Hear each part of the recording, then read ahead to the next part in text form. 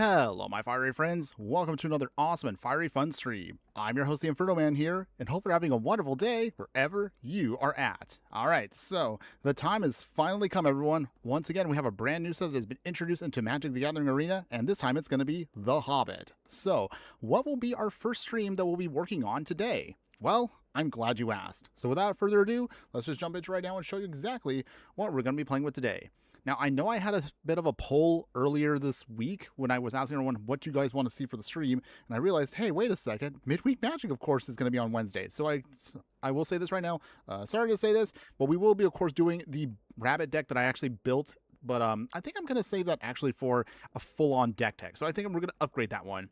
So instead, today, we're going to be playing in the Midweek Magic event because it's going to be Brawl. So without further ado, join me today as we put together a red and white dwarf deck that uses equipment and builds up a ton of treasures to overwhelm our opponent and smash our way to victory. All right, so with that, we're going to see... Oh, yeah, some of you guys are coming in right now. Okay, so I see on here, is it Ellie Gamer? Dino Nuggies rule, they sure do. And how are you doing today, my fire friend? Thanks again for joining us. Hopefully you're having a wonderful day wherever you're at. Thanks again for being here. What was it? I see on here a couple others. Christina Yanez, AI. Wait, AI? Wait, we're not AI. We're actually real. We're real. We're the real deal here. See? Hello, hello, hello. See? I'm real. I am real, though. Otherwise, hold on. And then we have Marianne Deem. Hello, my fire friend. Good afternoon. How you doing today? Hope you're having a wonderful day wherever you're at. Thanks again for joining us. No, this is not AI. Wait.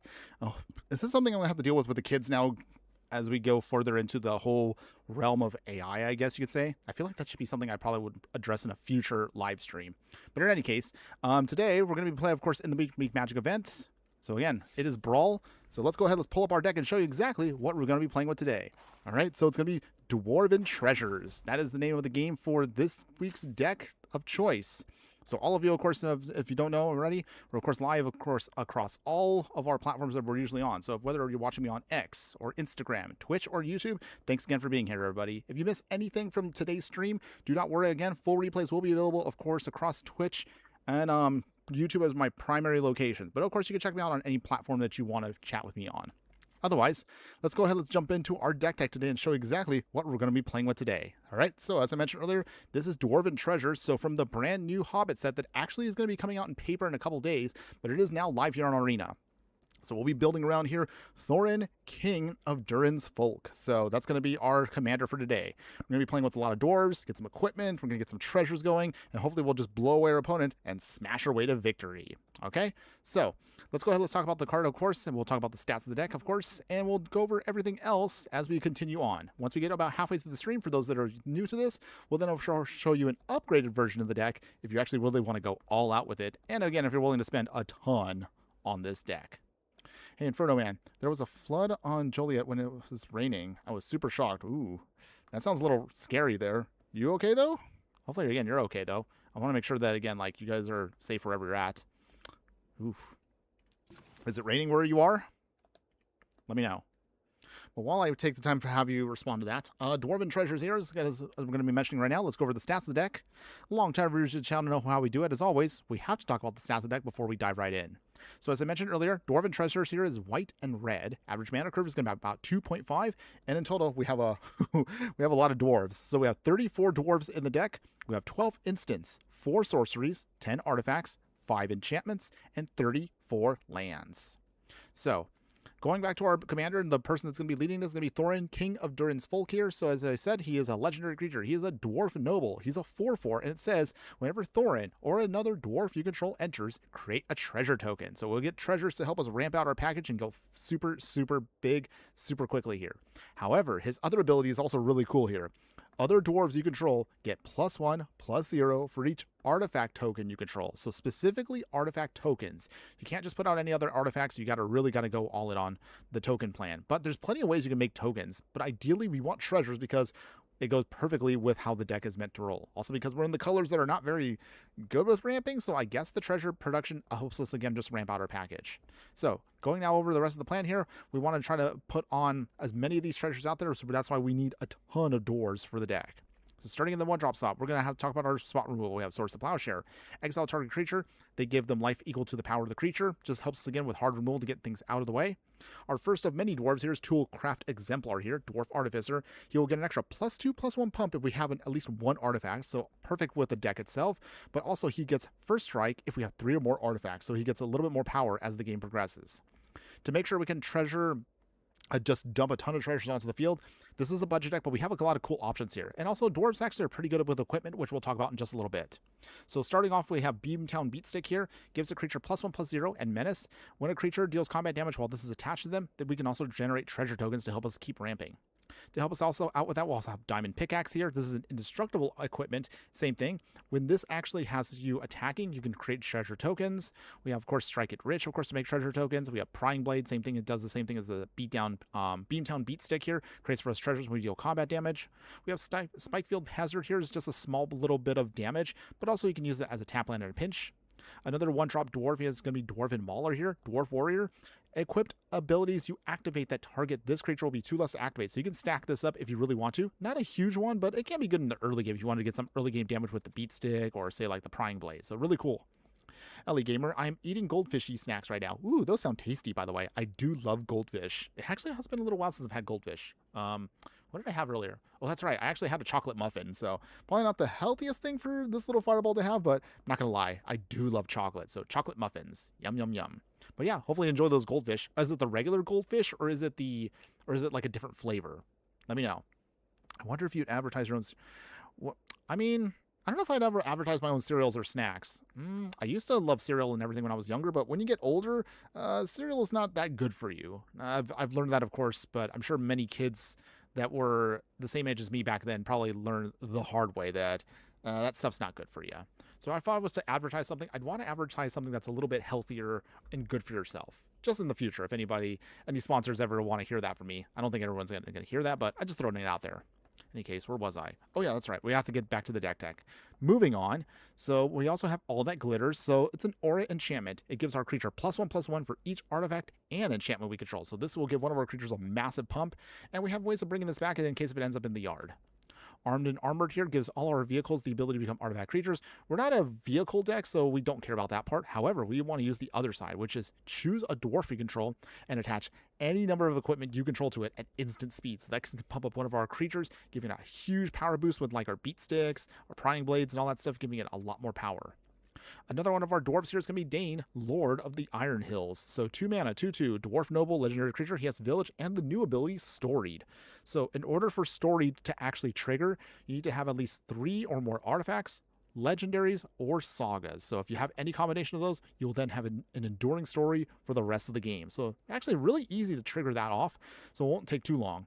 As long as we have an enduring story, creatures can't attack you unless they pay an additional 1 for each of those creatures. So we can make this as a small little taxing effect to kind of slow down our opponent if they're going to be super duper aggro against us. Killy the Resourceful here, Dwarf Scout, so legendary creature, 1/2, also has Storied. As long as we have an enduring story with him, you can pay 0 rather than pay the equip cost for the first equip ability you activate each turn. Whenever another dwarf or equipment you control enters, we can draw a card. And of course, this trigger can only do it once a turn, but that's okay, because this helps us again just get through our deck really quickly. We have some spot removal with Razorgrass Ambush, or it can be a land in a pinch.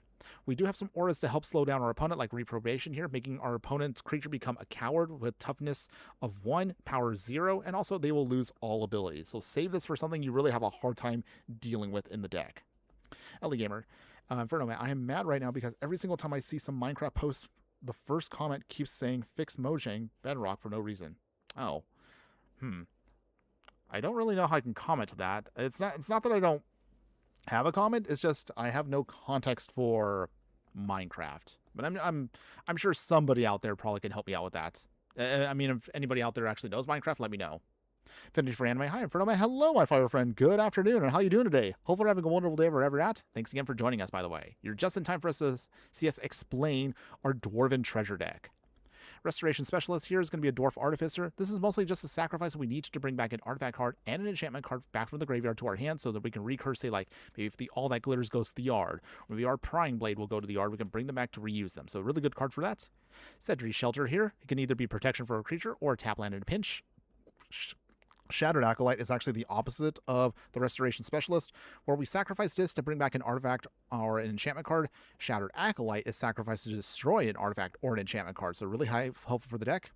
Speaking of more things we want to use, we have Sheltered by Ghosts here. So this is an aura that we have. It exiles a non-land permanent, so that's the reason why we want it in the deck, so it's good for our deck. Saram Senior Edificer here helps us turn through our deck whenever we cast an aura, equipment, or vehicle spell. We obviously don't have any vehicles for the deck because we mostly just want to focus on equipment and a couple of auras sprinkled in. So doesn't give us too much card drop, but he is a dwarf also, so he does trigger off some stuff. Dowsing Device here is an artifact. Whenever an artifact or another artifact we control enters, we can give a creature +1/+0 and haste until end of turn. If we have 4 or more artifacts and then we trigger this, we can transform it into Geode Grotto here. So then you can use it as a land, and also you can then cast, you can trigger for 3 and tapping it to give a creature +X/+0,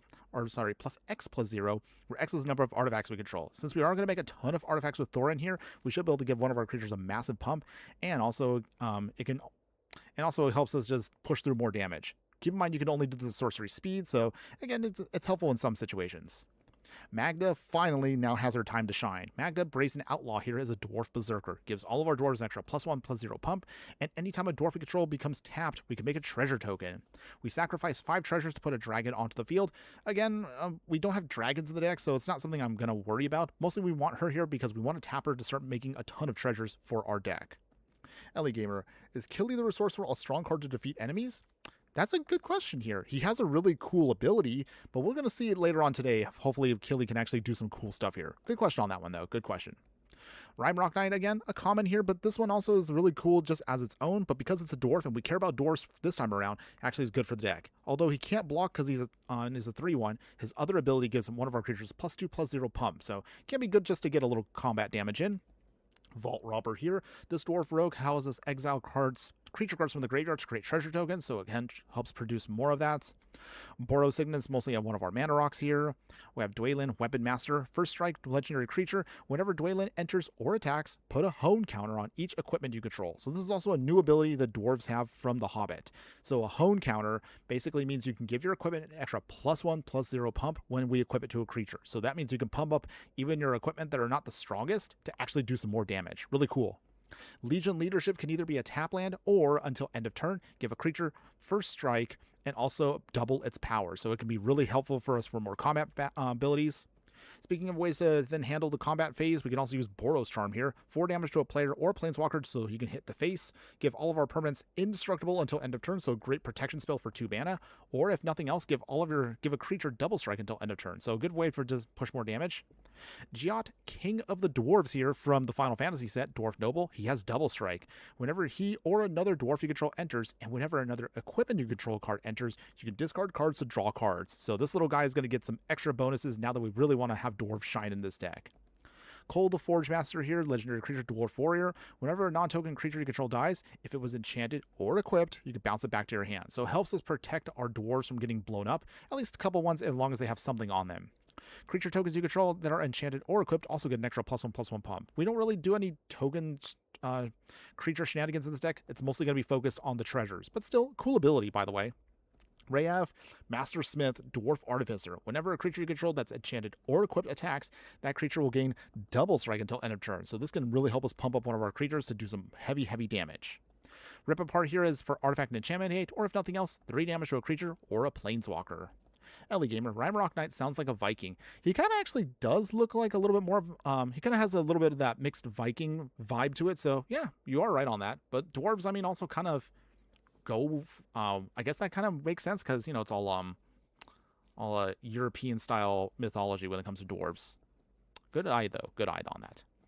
Thorin Oaken Shield here. So this is another version of Thorin here. This one's a lower powered one, but still pretty good for the deck. Legendary creature Dwarf Noble, 3/2. He has Trample and he has Storied. So as long as we have an enduring story, gives all of our artifacts and creatures we control Ward 1. That's not a huge level of protection, but it helps us to give us a little bit of, I guess you could say it's kind of like a little safety net, a bit for protection. At least it forces our opponent to spend more on us, which is good. Arcane Signet here is again one of our mana rocks to help us ramp out our package faster. We have Collector's Vault also that helps us just churn through our deck to draw cards and discard cards. It creates treasures for us, which is what we want for the deck, so that's perfect for us. We have Dwarven Matlock, not the strongest of equipment, but it is a favoring for dwarves because when it enters, you can attach it immediately to a dwarf, giving it +2/+2 and ward 1. So that's cool for us. At the top end, going back over to the here, we have Wear and Tear, so you can use this to destroy an artifact or enchantment, or if you fuse them, you can do both at the same time. Fairgrounds Warden, another dwarf soldier here. When this enters, you can exile a creature an opponent controls until this leaves the battlefield, so good for temporary spot removal. Flock Imposter here is a changeling, so it's not an official dwarf, but it is an honorary one because of changeling, because it is all creatures in one game package. So it has flash and it has flying. When it enters, you can bounce back another creature you control to your hand, so it helps us protect something if we need to, but puts another body on the field, which does activate Thorin just the same. Ori, Keeper of Songs, the dwarf bard here. He has story, so as long as we have an enduring story, he'll get +1/+0 and vigilance. Not a huge pump, but again, just helps us out with the dwarf game plan. Priest of Ancient Lore here, when it enters, gain 1 life, draw a card. Simple, and helps us just keep our deck going. Stroke of Midnight allows us to destroy a non-land permanent, and it leaves behind a human token, but depending on what we destroy with it. So good for, again, spot removal for the deck. Boar Chanter's Scald here, 3 mana, Dwarf Cleric. Whenever this dwarf becomes tapped, if it's an enchanted or equipped, you can start making tokens with it. So that's actually good for us. And keep in mind with the way Thorin's worded, it doesn't matter if the dwarf is a token or an actual permanent card. So that means we can actually start making a ton more extra dwarves, which helps us, again, push out our plan even more. Aerial Responder here has flying, vigilance, and lifelink, and that's pretty much it. But it also has, the flying part is actually really nice, so this is going to be a good evasive creature.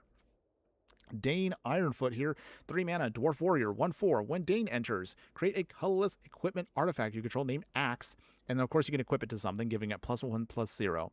And then if you do, whenever Dane attacks, each equipped attacking creature gains double strike until end of turn, so it helps us again with pushing out damage.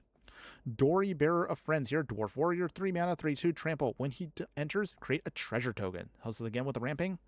Philly and Killy Joy is here. Dwarf Bard has haste, and also you can tap it to add 2 red mana. However, you can only spend that mana on sagas, equipment, or dwarves. So it just helps us, again, just pump up our package a little bit more and ramp everything out. Ellie Gamer here. Creature Shenanigans? Never heard of it. Thorin Oakenshield. I would just imagine if this power is to turn into an oak tree to blend so enemies won't see him. Oh, you have a really cute imagination there, Ellie. But I will say, I don't know how you come up with that stuff, but that's good stuff, by the way. Now I'm envisioning this giant dwarf tree that just has a big, goofy beard on it. Okay. Flock Imposter looks like an extinct New Zealand flightless bird. Actually, hold on. Now that you mention it, kind of does, actually. But it's because of its changeling ability. I guess that's kind of what changelings do in the game. They kind of just morph into whatever is around their surroundings and just try to mimic it. So I guess that makes sense why they're changelings, because they can be, you know, any creature type, if you will. Anyways, moving on. We have Flick a Coin here. So it does 1 damage to any target, creates for us a treasure token, which we want, and also helps us draw a card. Glowin Dwarf Emissary here, Dwarf Advisor, 3/3. Whenever you cast a historic spell, create a treasure token. This ability, however, can only do once a turn. If you forgot, historic spells are artifacts, legendaries, or sagas. So those are all our historics. We have a lot of legendary creatures in the deck, so that actually should trigger off pretty easily for us. And also, you could sacrifice a treasure with him to goad a creature. Goad doesn't really help us out too much in 1v1, but if you're playing this in multiplayer, Goad is actually really good for our deck. So just FYI in case if you actually play this in a real commander deck.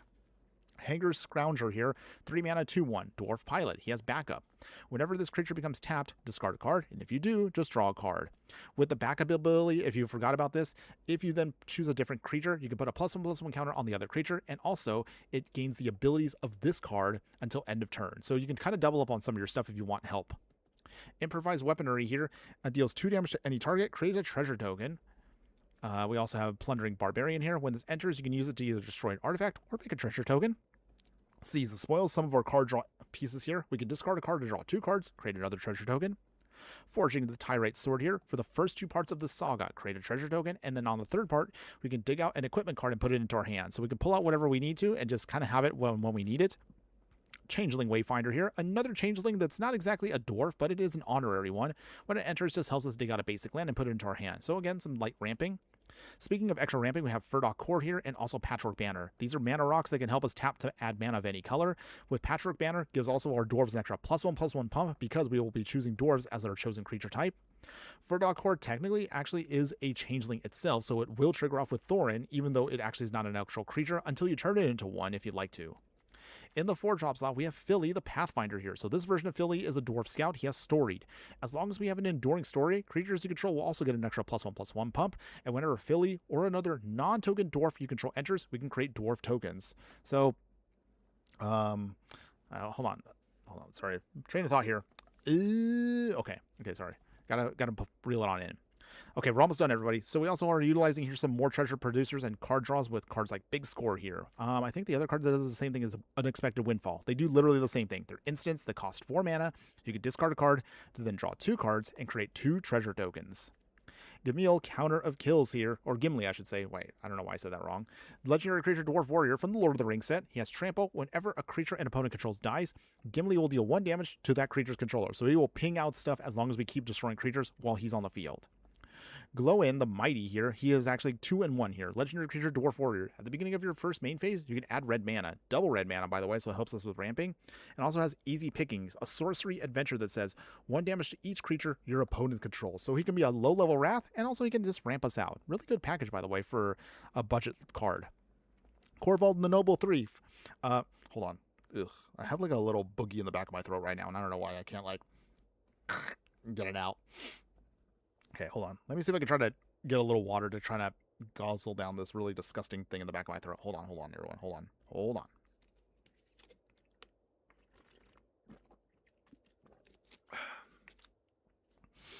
Ugh, still in the back of there. It's okay. I'll have to get it later on. Let's see if LA Gamer, flick a coin. Is that like trying to get heads and tails?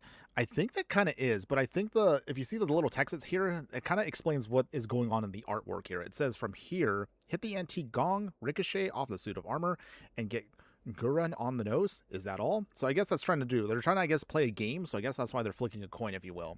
But I guess that kind of explains it there. Or where's that here? Oh yeah, Corvald, the Noble Thief. So 4 mana for a Saga here. Creates for us 2 treasure tokens for the first 2 parts, and then for the third part, exile the top 3 cards of your opponent's library, and you basically can steal their cards to use on your own. So that's actually kind of cool. Stormkiln Artist here. So he's a Dwarf Shaman. He has a 2/2, and he has Magecraft. Anytime we copy or cast an instant or sorcery spell, create a treasure token, and on top of that, he gets an extra +1/+0 pump for each artifact we control. So he can get super big as a good finisher for the deck and excellent ramping. Thorin, the Mountain King. So this is a mono-red version of Thorin here. He's a Dwarf Noble, 3/4, and he has Trample. When this version of Thorin enters, attach any number of target equipment. You control the target creature you control. Whenever 1 or more equipment becomes attached to a creature this way, that creature deals damage equal to its power to up to 1 target creature. So you can blow stuff away and, of course, add a ton of power to one of our creatures. And then finally, our last card here is going to be Brennor, Battlehammer. So from the Dungeons and Dragons set, legendary creature Dwarf Warrior, he's a 5/4. For each creature you control, we'll get a +2/+0 pump for each equipment attached to it. So he can be really, really powerful if we set up everything just right. Also, his cool ability is he can actually attach equipment to other creatures we control for free. So we actually don't have to pay the equip cost of our creatures. Although he can only do this once a turn, that should be enough for us to help us just move equipment around as we see fit. Then finally, overall, we're going to cover our plains here, our mountains, 11 and 10. We have a Dwarven Mine, which can make for us a token if we have 3 or more mountains out. And of course, we are a budget deck, so we're going to keep it simple with Asgardian Citadel, Dimension X, Windscarred Crag. These are life gain lands, so when they enter, he helps us gain 1 life. We have some fetch lands with Cabaret Courtyard. Again, just a cheap one, so it helps us dig out a plains or a mountain, gets us a life. Command Tower is a staple in any multicolored deck. Demolition Field and Volatile Fall will, of course, destroy non-basic lands, but Volatile Fall is more than awesome this time around because it leaves behind a treasure token, which we do care about in this deck. Since we have a lot of legendary creatures, we'll use Great Hall of the Citadel here. You can use this to add 2 mana of any combination of colors. However, you can only use it to cast legendary spells. Promising Vein is another one of our fetch lands, but it also taps for mana. Secluded Courtyard and Unclaimed Territory. We name, of course, dwarves, so then add a mana of any color to spend on those creature types. And then finally, the Gold Saucer is actually really good for our deck because we can use this to flip coins, and if we win the flip, we can create treasure tokens. You can also sacrifice 2 additional treasures at any time with 3 mana to draw another card if you want to with this card. But otherwise, I believe that should be it for the deck. There is one card I think I might have wanted to look at doing. Here, let me see if I can find it real quick. It's an enchantment. I think it was from the Marvel set. I think. Where was it? Oh yeah, death to our enemies here. So this was actually something somebody pointed out to me before I got the stream started. Whenever you cast a non-creature spell, create a tapped treasure token and put a plan counter on it. When the 4th plan counter is put on this, you can sacrifice it and then you do 7 damage divided as you choose among any 1 or 2 targets. So this can actually be a good ramp card for us. Let me see if I can find a way to squeeze it in. Let's see. What do I want to remove for it though? Hold on. So if I put that in, let's see. I think since it's 3 drop, maybe drop. Sorry, gotta think about this for a second here.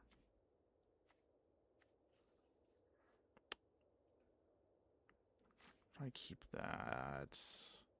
I think we'll drop the improvised weaponry because it kind of does the same thing with damage, so that'll be fine. We'll do it that way.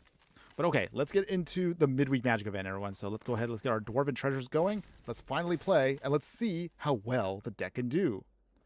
Jock, hi, remember me? Of course I remember you, my fire friend. How you doing today? Hope you're having a wonderful day wherever you're at. Thanks again for joining us. Appreciate you leaving a comment behind on our last video from yesterday.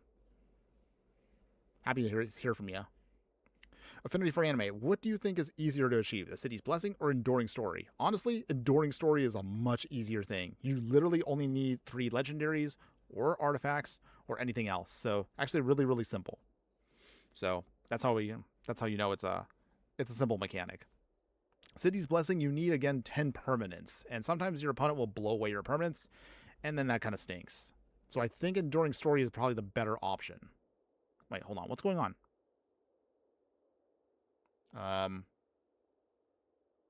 Okay. Okay, Arena's having a moment here, so let's see.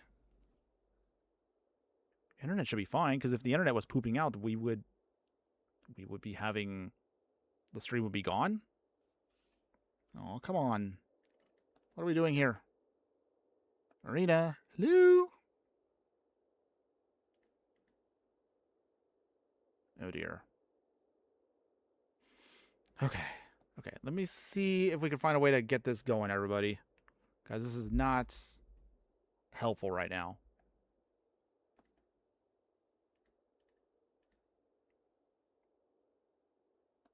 Any minute now. Oh dear. Well, this is not going to be a fun stream if we can't actually get a game going. Okay. Hold on one second, everybody.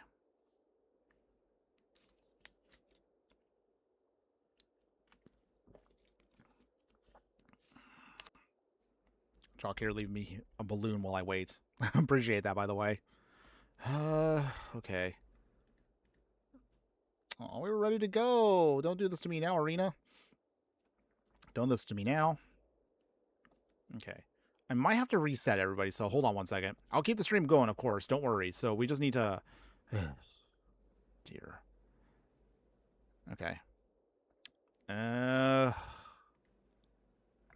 Hold on one second, everybody. I will still be here.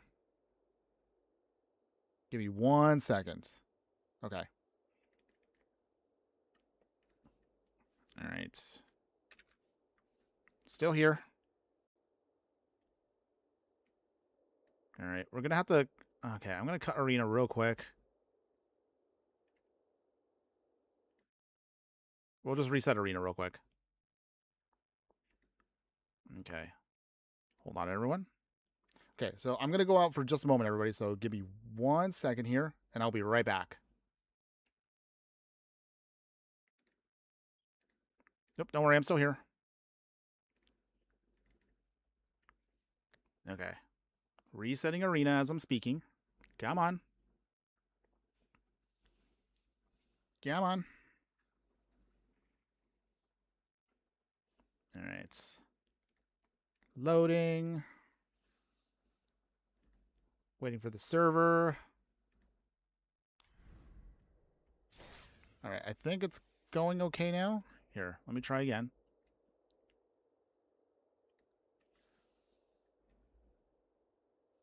Okay, I should be loading in right now, everybody. Give me 1 second. Almost there, almost there, almost there. Almost there. I'm almost there. Hold on. Moving. Whoop. Hold on. Okay, I think I got my functionality back. Yay! Okay, cool. All right, so I think we're okay now. Go back to in-game. Come on. There we are. Yay! Okay. Okay, let's try this again. Okay, let's play. Come on. There we go. Much better. All right, finally. Okay, we're in, everybody. We're in. We're in. We're in. All right, locking it in. Here's our first game for the day, everyone. I was going to say right now, oh, I really did not want that to poop out on me. But okay, we got our first game ready to go, everybody. Okay, so for that, all right, so what do we got here? So we got plenty of lands. That's good. Strike it rich. Dwarven Mauler. All right. We're looking pretty good here. The Enigma Jewel. Okay, opponent's ramping. Okay, we got Magda too. So for that, let's play first Dwarven Mauler. Okay, and Magda will help us speed up this plan quick. Guardian Idol. Okay, opponent is getting the ramp on. That's cool. Flock Imposter. So let's see. We'll do it this way. Mountain. Get Magda. All right. Get that pump going. Swing. Make a treasure token. Nice. Okay, and then for that, we're going to get out a Toolcraft Exemplar now. We got to speed up the plan. Okay, opponent. Show me what you got. They're playing Krang. Oh, they're playing with Urza? Ugh. He's a scary card. Okay, so how do we do this? Forensic Gadgeteer. Okay. Galoran the Mighty. Let's see. Demolition Field. And then...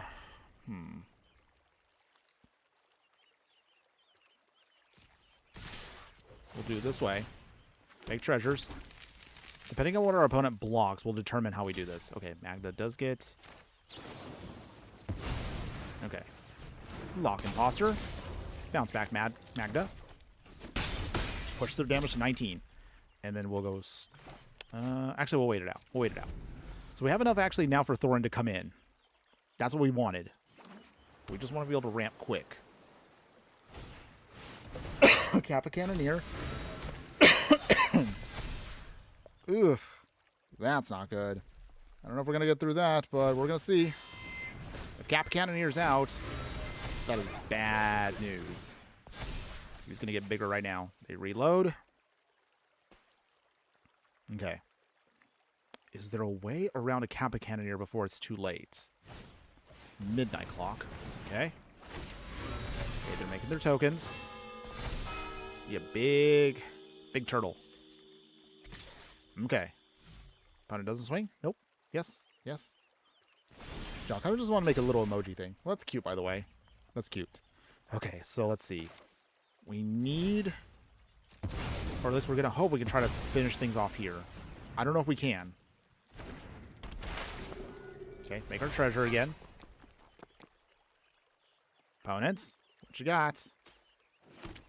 Okay, so for that, as Guardian Citadel, go up 1 life. And then we'll pass here. Okay, Toolcraft Exemplar gets a buff there, but doesn't really help us out because now they have a token that's really big. Flock Imposter swinging, getting some easy damage in. Maybe. Opponents. What you got? Ultawara. Okay, they got Ultawara. Put it into our hand. Okay. Jeez. Anything else, opponents? They sacrifice their token, draw a card with Urza. Push down damage to 17. Okay. So, is there a way out of this? Or are we going to die? Because that Kappa Cannoneer is getting too big. Okay. Oh, man. Talk about having a horrible first game here. This is definitely one of the most powerful cards you can actually have in the game. And our opponent's going off here. Okay. Opponents. Okay, they're spinning. Okay, what do they get? They got a land. That doesn't really help them out. So this swing and swing and swing. I'm just going to let him take it. Because there was no way we're going to win against that by next turn. So we'll just take RL now. Dang. Talk about a really, really rough first game there. That's okay, everyone. Jock is going to go play Roblox. Okay, well, have fun with playing Roblox. All right. Let's try this again, everyone. Let's try this again. See, hopefully we can get a win on the next one.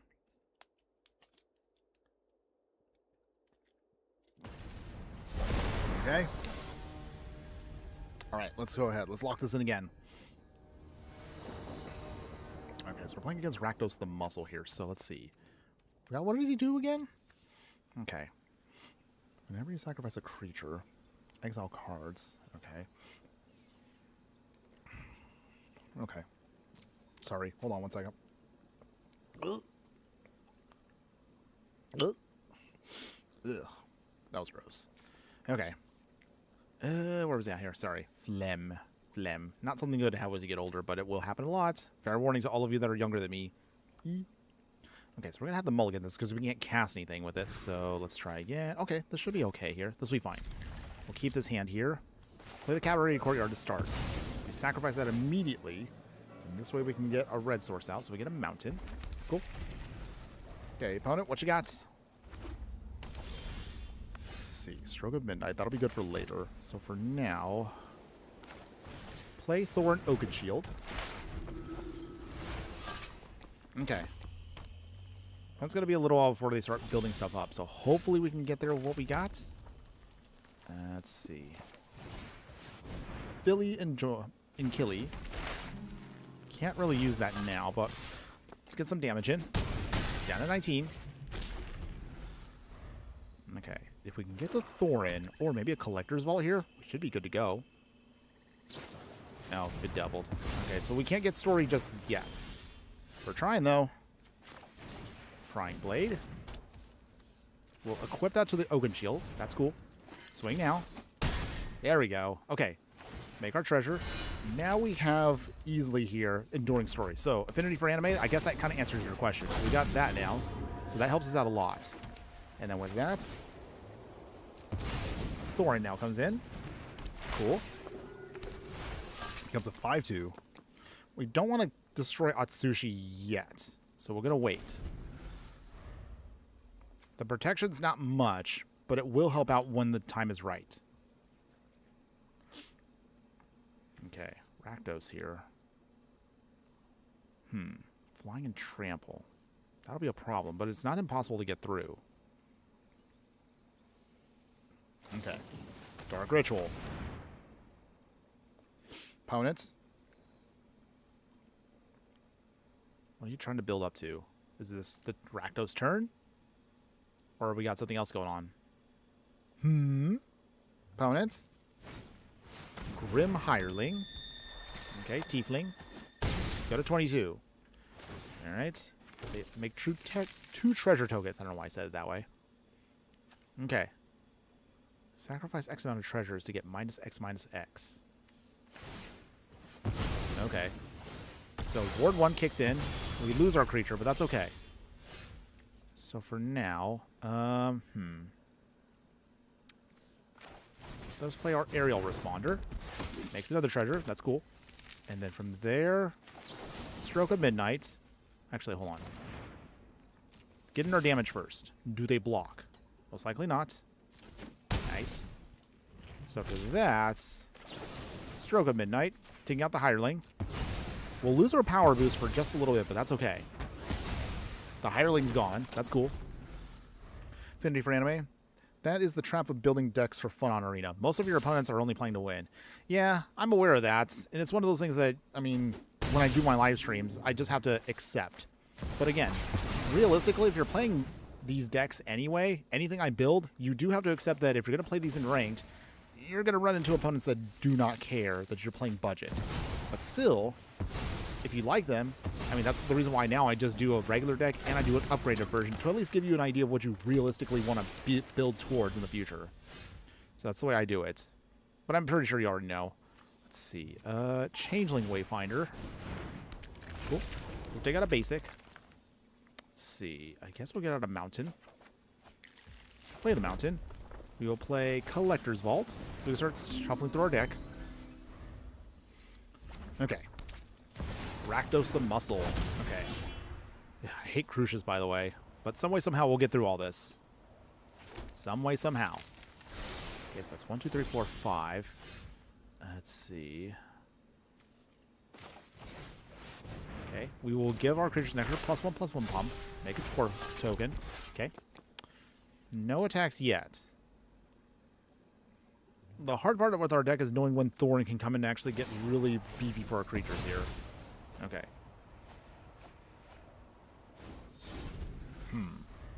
Okay. Let's got the Talisman and a Ragavan. Go to 12. Meat Hook Massacre. Alright.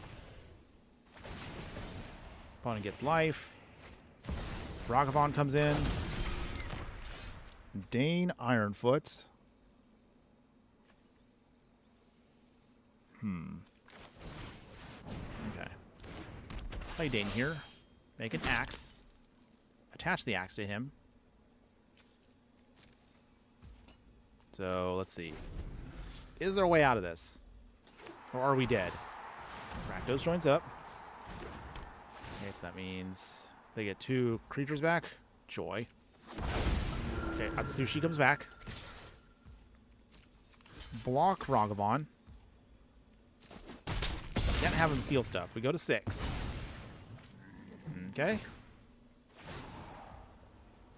Okay, we lose life. Get pinged. Is that an opponent? Okay, so they do that. And we're dead. Out of spites. Take that, opponents. And we'll take our L's here. They steal our cards. And we lose. Okay. Well, again, this is what happens every so often. That's not the again. As a reminder, everyone, that's not to say these decks are terrible that I put together. I mean, well, granted, I can't honestly be... Well, how do I put this? I can't be honest about that, hopefully, as a whole, because literally I put this together last night, and I did not have enough time to actually test it. So sometimes I throw together some of these decks with like 10, 15-minute time spans, and just kind of be like, okay, well, I have an idea. Maybe it'll work. Maybe it won't. But hey, we won't know until we actually get to the stream. So that's how it is. It's okay, everybody. I'm just throwing out there literally what my brain will just poop out at any given moment. I have an idea for a Golem deck that I also would like to do, but I have no idea how I'm going to make that work. We'll find out on, Saturday? That'll be when our next stream is. Until then, though, ramblings aside, let's keep this hand. Opponent's got the Rat King, so they're probably playing some kind of meme deck, if you will. Okay, Swamp first. Okay, put down the Stronghold, our dual land. Okay, opponents, are the rats coming? Nope, not yet. That's cool. That helps us out a little bit. Okay, Thorin, Oaken Shield. We need 2 more things to get storied. Arcane Signet, that's fine. Gold Rimrock Knights. So for that, we will take 3 damage here to play the banner. Put it on, of course, Dwarf. Cool. Alright, down to 21 opponents. Okay. Not too bad, we're making progress. Okay, so let's see here. Opponents, what you got? Pack Rat? Okay, so here come the rats. They are a-coming. Let's see, Fairgrounds Warden. Beautiful, by the way. Okay, so that helps us out a bit here. Okay, exile that rats. Okay, cool. Citadel, gain us life. Boom, down to 17. Okay, making progress. Maybe this will finally be our first win for the event today. But once we're done with our midweek magic events, or if we get to a point where we gotta like go on a different route with our stuff, don't worry. We have an upgraded version that is designed for competitive Brawl. So don't worry, everyone. We'll have a stronger version of this deck soon. Okay, Rat King, this version here, this one cannot stick. So, Source Plowshare. All right. Cool. Leaves behind 1 rat, but that's not a huge deal for us. So now we have Thorin coming in. There we go. We get our story. Oh, opponent! We were about to go off there. All right, well, there you go, everyone. There we go. First win of the day. Finally. But okay, there you go. You kind of see right here, just rally together all of our... I'm sorry, I was going to say elves. Get together our dwarves, and then finally we just start smashing our way in. We start making a ton of treasures. Or at least we would have if our opponent just let us go off. That's okay. No big deal, everyone. We found 20XX. Hello, my fire friend. Good afternoon, and how you doing today? Hope you're having a wonderful day wherever you're at, and thanks again for joining us. Okay, so we got some gems. That's cool. All right, let's get our next game going. Do you have a Mox field? Actually, I do not. All of my deck techs that I do, and I guess this is just me being kind of lazy. Actually, my stuff, all of my decks are all on MTG Goldfish. Like, they were the first site I started putting out decks for, so I kind of just started using that. I have my personal collection of actual decks I have in paper on a separate page on Archidect. So, is Moxfield the most popular way to put all your stuff in? I only ask because I feel like there's like a dozen different websites you can put your stuff on. So I'm honestly confused as to, you know, what is the most common one everyone uses. So if it is that one, that's fine. I don't mind moving my stuff over. I'm just trying to find what is the best option. Okay, diamond pickaxe. Okay, so one of our many artifacts here that's going to help us out. Okay, they're playing Shauna. Sisei's Legacy. Can't be the target of abilities, but we can still target her with spells. She gets 1+1 for each creature. So she gets bigger over time, just for all the stuff they pay. Okay. Interesting. Vault Robber. So for now, Priest of Ancient Lore. He'll help us draw another card, gain a life. Cool. We want to get to Thorin so we can start making a ton of treasures and start ramping our package out. And as we get more dwarves, we'll make more treasures. But yeah, everything I have, all the deck techs I post will be on MTG Goldfish. That's just my thing. All right, Thought Weft. Kithkin. Plant Beast, huh. Trying to figure out. So I guess they're not really caring about their creature type. They just want to go wide with stuff so that way Shauna can be big. Okay, so comes a 3/3. Opponents? Swinging? I suppose I could. We'll see. Opponent? Nope. Yes. Maybe. Something? Okay. Forging the Tyrite Sword. That's not too shabby here. So we will use it now to make our treasures. Okay, the pickaxe gives us a +1/+1 pump. So it becomes a 3/2. But the Grand Pulse Ochu, or is it Oku? Or I'm just going to say Ochu, is going to be in our way. That's the only annoying part right now. But not the worst. We will wait. Make our treasures, and then we'll rebuild from there. Just got to make sure we keep the Death Touchers off of the field when the time comes. Finish for anime. The problem I have with Mox Field or similar sites is I'm always updating my deck. So after a month, the decks list on the site is horribly out of date and triggers my OCD. Oh, I can tell you right now, I have so many out of date.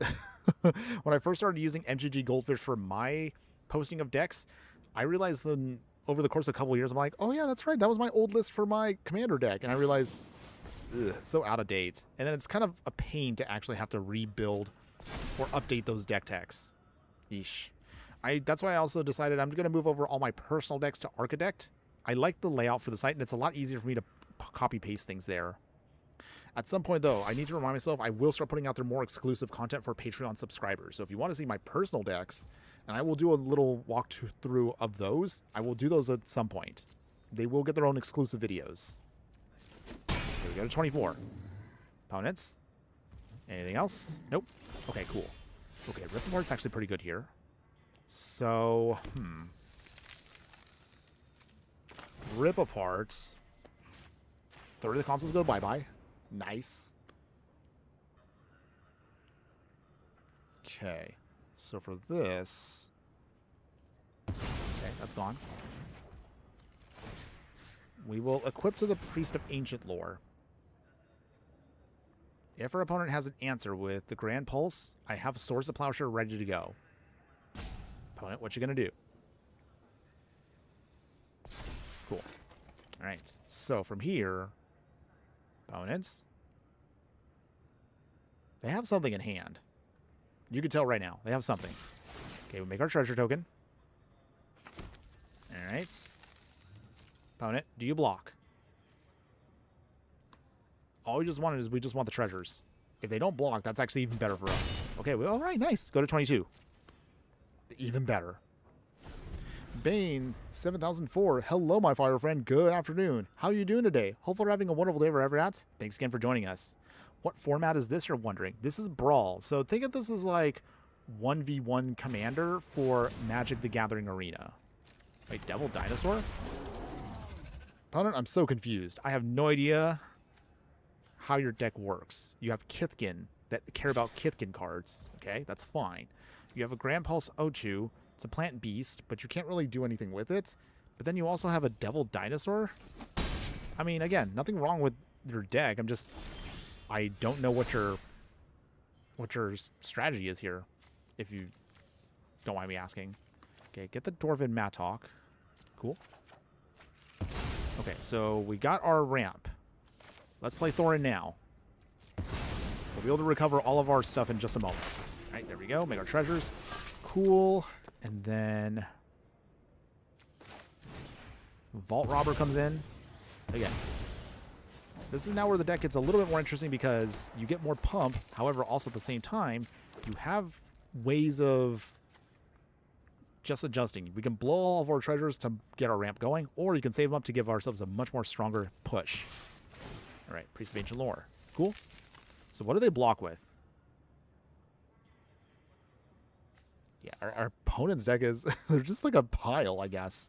Maybe our opponent doesn't really have a super solid plan. They just want to go wide. I don't know. Because you got the dinosaur, but you don't have dinosaurs, opponents. They're not blocking still. Okay, that's fine. So I guess this helps us out a little bit. Okay. Okay, I'm sure our opponent has some kind of galaxy-brained deck that I have no idea how it works, but I'm sure in their brain it works perfectly fine. Maybe? I don't know. Ooh, maybe they have, yeah, they got Good Fortune Unicorn. Okay. Opponent. Swinging. Yes. No. Alright, we're going to find out here what's going on. Maybe. Someday. Eventually. Opponents, come on. Come on. You there? Hello? Hello?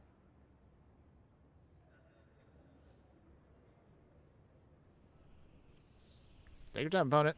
It's not like I have all day. Okay.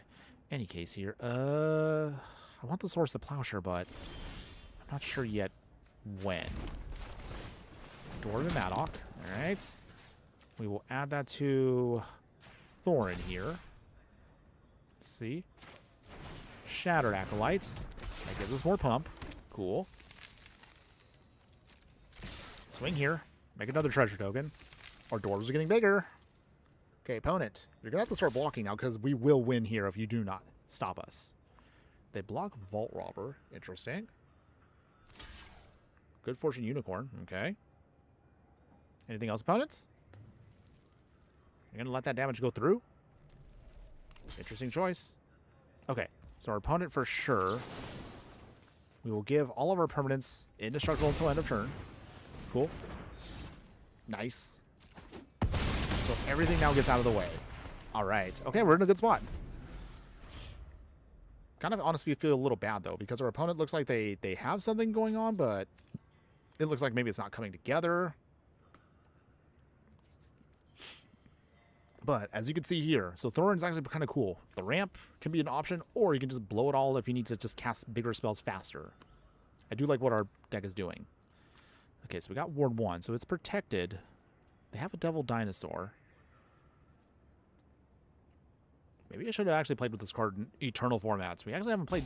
Well, I mean, we played a Dinosaur deck a couple of months ago. I don't know, maybe we should look at that again. Maybe. We'll see.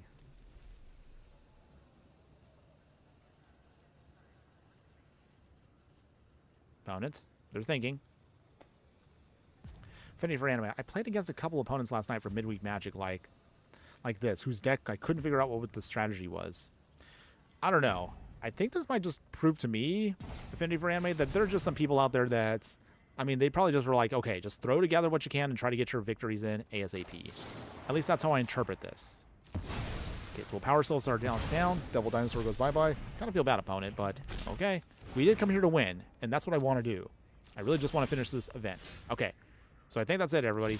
Get our hit here, make our treasure, gives us a little bit more pump, and that should be it. Right? Right? Oh, wow. Opponent has Focus Fire. Okay, well, I guess our creature's gonna have to die. Ugh. That's annoying. But okay. Opponent lives to see one extra turn. Shockingly. Put the pickaxe back on. Okay. Hey, I give our credit to our opponent here. They're trying. Oh, dear. That sucks. Okay. Our opponent managed to top deck a Wrath. Wow. Wow. So they're still alive. Annoyingly. But okay, it's fine, opponents. Play Thorin again. Make our treasure. Equip the axe to him. We have plenty of mana now, so that's not a problem. We just need to start actually getting stuff going here. We will then pass here. So at least we have Ward 1.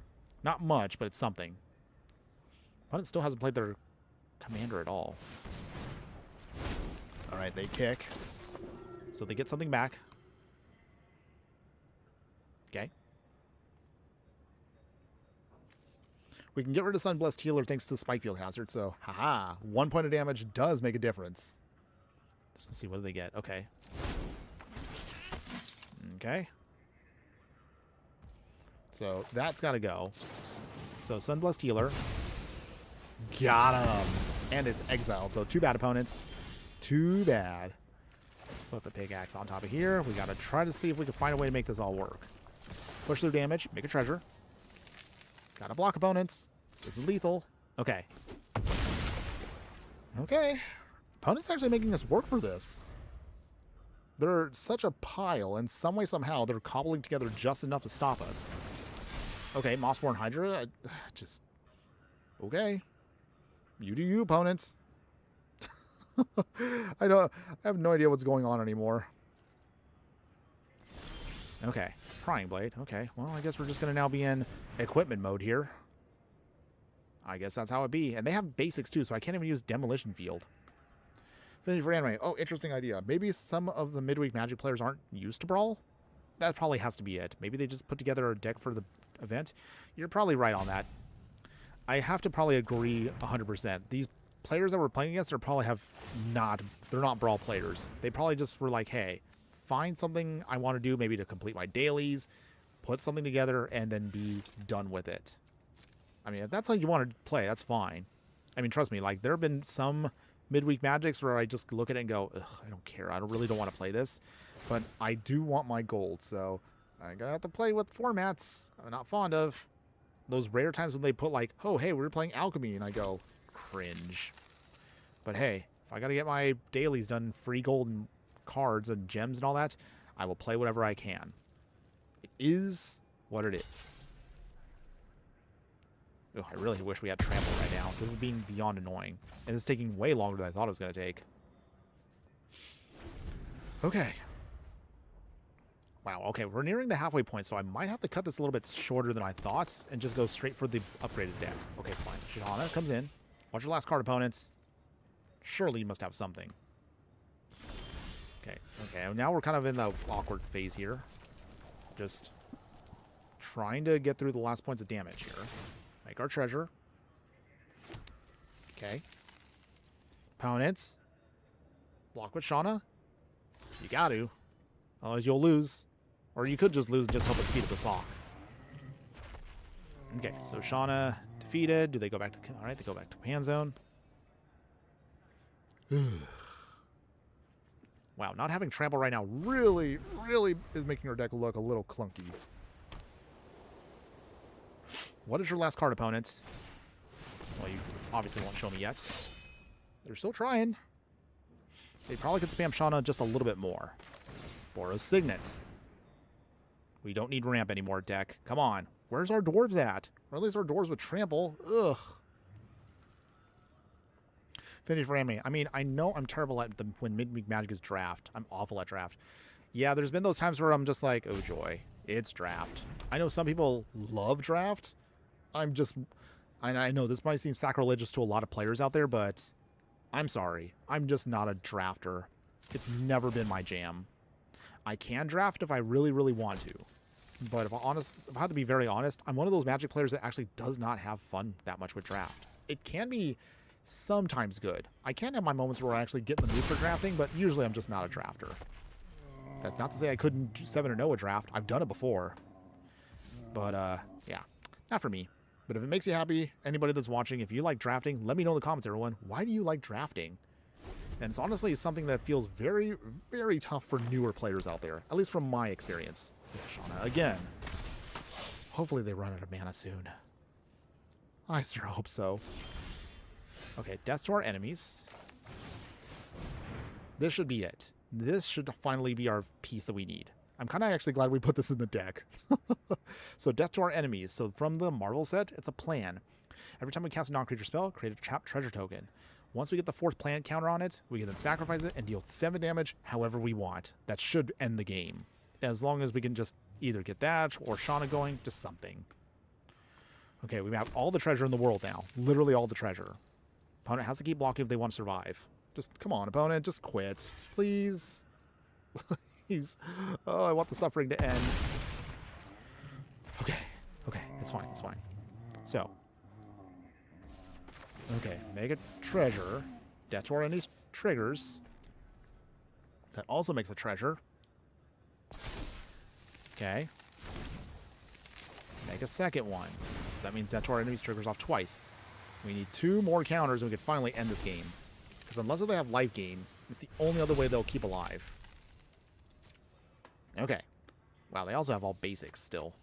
Huh. Okay. I'm trying, everyone. So I guess while I'm waiting right now, now that we've had like at least 1 day of The Hobbit, what is been the card that you are excited to build a deck around? Are you still trying to put together the cards you need? Let me know, everyone. I would love to hear from you. Okay, Eater of Troubles now. Wow, again, opponent really does not want to stop. They really want to keep this game going. Literally just top decking until they run out of options. Why aren't they getting just flooded with lands? Okay, either case, everyone. As long as we can keep that life total where it is. Oh, jeez. Okay. Well, at least this helps us, again, draw some stuff. Okay, we have like 9 treasures right now, so I guess we're going to have to go to the draw cards with artifacts plan. A little clunky, but hey, got to do what we got to do. Okay, opponents, please let me swing. Oh, jeez. Okay. Swing. Make another treasure. Okay, now we're up to 10 treasures. Okay, opponent, are you blocking again? Or will you just give up and let me win? Maybe? Please? I'm sure everyone right now is probably just being like, oh my goodness, they're on the edge of their seats. Oh my gosh. Oh dear. I'm going to lose my mind on this game. Okay. Get rid of the boar. Still, I have no idea what's their last card. So either they have a land or something. Shauna. Okay, finally. Okay. They have Cassidits. So from here, sacrifice 2 artifacts. Draw a card. Helping us speed up the plan. Geot. Okay. Okay. Make a treasure. Yes, we will discard this because we don't need it. Okay. Alright. So let's see. Swing it again. Make another treasure. Okay. They gotta block again. Oh, thank God. Finally. The game is over. It's finally over. Oh my goodness. Yeah. Oh. I just lost brain cells playing that game. They were just top decking until they just finally just gave in. Oh, thank goodness. Okay. Okay, everyone. Looking at the clock, I'm just gonna, we're not gonna bother with the cosmetic. I'm just gonna end it there because I really want us to get to the actual upgraded deck. So, I mean, I'm pretty sure from those matches, you get the gist of what the deck is trying to do, right? Right? Any case, ooh, let's get a pack. Okay, pack. What do we get? What do we get? What do we get? Anything good? Roll. Is this actually good? Control to one target creature line of control. If you do, print that field. Okay. Oh, okay. It's a 4-mana Saga Blink card. I feel like this might be good for something we might build in the future. So I'm kind of glad. Okay, I have an idea for this deck in the future, but I'm going to have to sit on that and scribble it down some notes next to me. Okay, got to get some scratch paper in a second. Okay, sorry, mumbling to myself. Any case, so hopefully you got an idea of what the deck was trying to do from the budget version. But if you want to spend like, I don't know, like a stupid amount of rares and mythics, or at least money, the next version we have here is literally like 10 times more expensive than the current one we just did. So the upgraded deck, we're going to be playing this in ranked Brawl, is now we're going to be playing for the remainder of the stream. Okay, so just to give a little quick overview of what we're upgrading here. So this version here, we're going to try to fix a lot of the stuff that the main deck had clunkiness with. I mean, as you saw, once Thorin does its thing, he can really kind of make a ton of treasures, but we need to find a way to capitalize on that. So ramping everything, going back to the 1-drop slot, we're going to throw in Sigarda's Aid. So we have now actually a faster way to make auras and equipment enter the field, and we can attach them for free. So this will be a great spell for us. Other upgrades we're going to trim out. So we mostly only kept the diamond pickaxe because this is the only one of our cheap equipment that can give us a treasure as we just attack. We actually don't have to do the damage, just trying to get our pump there. We'll throw in now Shadow Spear, so this is a much more stronger spell for us. Finally gives us the trample we need so desperately, and it gives one of our creatures a lifelink. We can also use its secondary ability to turn off hexproof and indestructible on creatures to make them easier pickings for the rest of our spot removal. Other upgrades for the deck that I'm going to throw in now, we have to throw in Gleaming Splendor here. This is a very powerful card in the right deck. So, against our opponents, whenever they draw their second card each turn, create a treasure token. You can two target players can also each draw a card. So, even though this is not ideal in 1v1, this actually can help you out in if you want to play this as a multiplayer. But still, getting treasures off of your opponent's greedy draws is perfect for the deck, so this can help us out. Also, come on, you gotta like the art there. That's so cool, by the way. You got Smog here. So for those who don't know, Smog is the dragon that has a hoard of treasure in the Hobbit book. So in case if you guys were unsure about that. Other upgrades for the deck that are going to really help us out here. So scrolling to this real quick. We'll throw in now Tataru Taru, so from Final Fantasy. This is actually a dwarf itself, so kind of the cutest dwarf we have here. When Tataru Taru enters, draw a card, and target opponent also draws a card. Its secondary ability, whenever an opponent draws a card that isn't that player's turn, we have to create tapped treasure tokens. We can only do this once a turn, but that ability will help us again generate treasures even faster. To protect our planet and give us some more oomph, we have Flowering of the White Tree. So this is a legendary enchantment. It gives all of our creatures +1/+1, but if they're not actual non-legendaries get a +1/+1 pump. Legendary creatures get +2/+1 and ward 1 for protection. We have also much more stronger spot removal and / equipment with Chainsaw here. And just imagine like an actual dwarf with a chainsaw. That actually is kind of hilarious. But seriously, this card when it enters, 3 damage to a target creature, so good spot removal. Whenever 1 or more creatures die, put a rev counter on it. The equipped creature gets +X+0, where X is the number of rev counters on this equipment. So the chainsaw will get bigger and stronger as the game progresses. Let's see, other upgrades for the deck we're going to throw in here that is going to help us out. Let's see. Trying to see if we have anything we're missing here in the 2-drop slot. Oh, okay. So we do have Umezawa's Jite, so then another legendary equipment. And this artifact actually has a lot of cool abilities to it. Once we deal combat damage with the Jite added to a creature, you can either then get +2/+2, give a creature -1/-1, or gain 2 life from its ability to add charge counters to it. To help us also with treasures and also to give us a payoff for the card draw, we have Treasure Map. So with this, tap it down, scry 1, pay 1, and then put a landmark counter on it. Once we get 3, we can then flip it into Treasure Cove. So Treasure Cove can then be sacrificing treasures to help us draw cards. So another faster way to help us do that. Other upgrades, we'll throw in much more stronger equipment such as Celestial Armor here. Has Flash, gives one of our creatures we control flying, hexproof and indestructible, and the hexproof and indestructible protection is done until end of turn. But giving ourselves +2/+2/+0 and flying helps us a ton with pushing damage through against our opponents. Forge Anew, also from Lord of the Rings, so 3 mana, enchantment. When this enters, return an equipment card from a graveyard to the battlefield, and then also you can pay nothing to equip things to creatures, at least for the first equipment each turn. So again, a great way to start moving stuff around for free. Really, really helpful for the deck. Maul the Skyclaves. When this enters, you can attach to a creature immediately, giving it +2/+2, flying in first strike. And you can equip it for 4, but again, with all of our ways to cheat stuff out, this should make it a lot more of a stronger deck. Let's see. And then other things here we need. Trying to see what we're missing here that we need. Oh, we're going to throw now Thorin Mauler here. So this is a shape-shifting changeling here. Whenever an opponent casts a spell, put a +1/+1 counter on the creature, so it naturally gets bigger all on its own. We'll throw in also Orcus here, Goblin Cleaver. Yes, this is the most hyped card from the Hobbit set that actually you want to use for equipment decks. Equipped creature gets +2/+2 and trample. Whenever the equipped creature deals combat damage to a player, choose a creature type. Of course, we're going to pick dwarves, so that means we can create a treasure for each creature we control of that type. So this can snowball fast, even after one trigger, to give us a ton of treasures and hopefully close out the game within the next turn or so. Let's see. We're going to throw in again Smothering Tithe. I'm sure some of you hate this card, but again, it is a dwarf deck where we care about treasures. So we, of course, have to throw this in. And this is competitive Brawl. So, I mean, we can't hold back. So we got to go in all in for this. See, we're going to throw in Mjolnir, so Hammer of Thor. So the legendary equipment is going to be here. When it enters, deal 4 damage to one target creature. You could discard it to deal 2 damage to each creature, but ideally we want to equip worthy. So in order to equip it to a creature, it has to be a legendary non-villain that's red or white, and that is perfect for a dwarf deck, so that's definitely going to help us out. The equipped creature will deal double damage when it actually swings, so that's actually cool for us. Let's see. Otherwise, the only other things here that are going to help us out is Helm of the Host.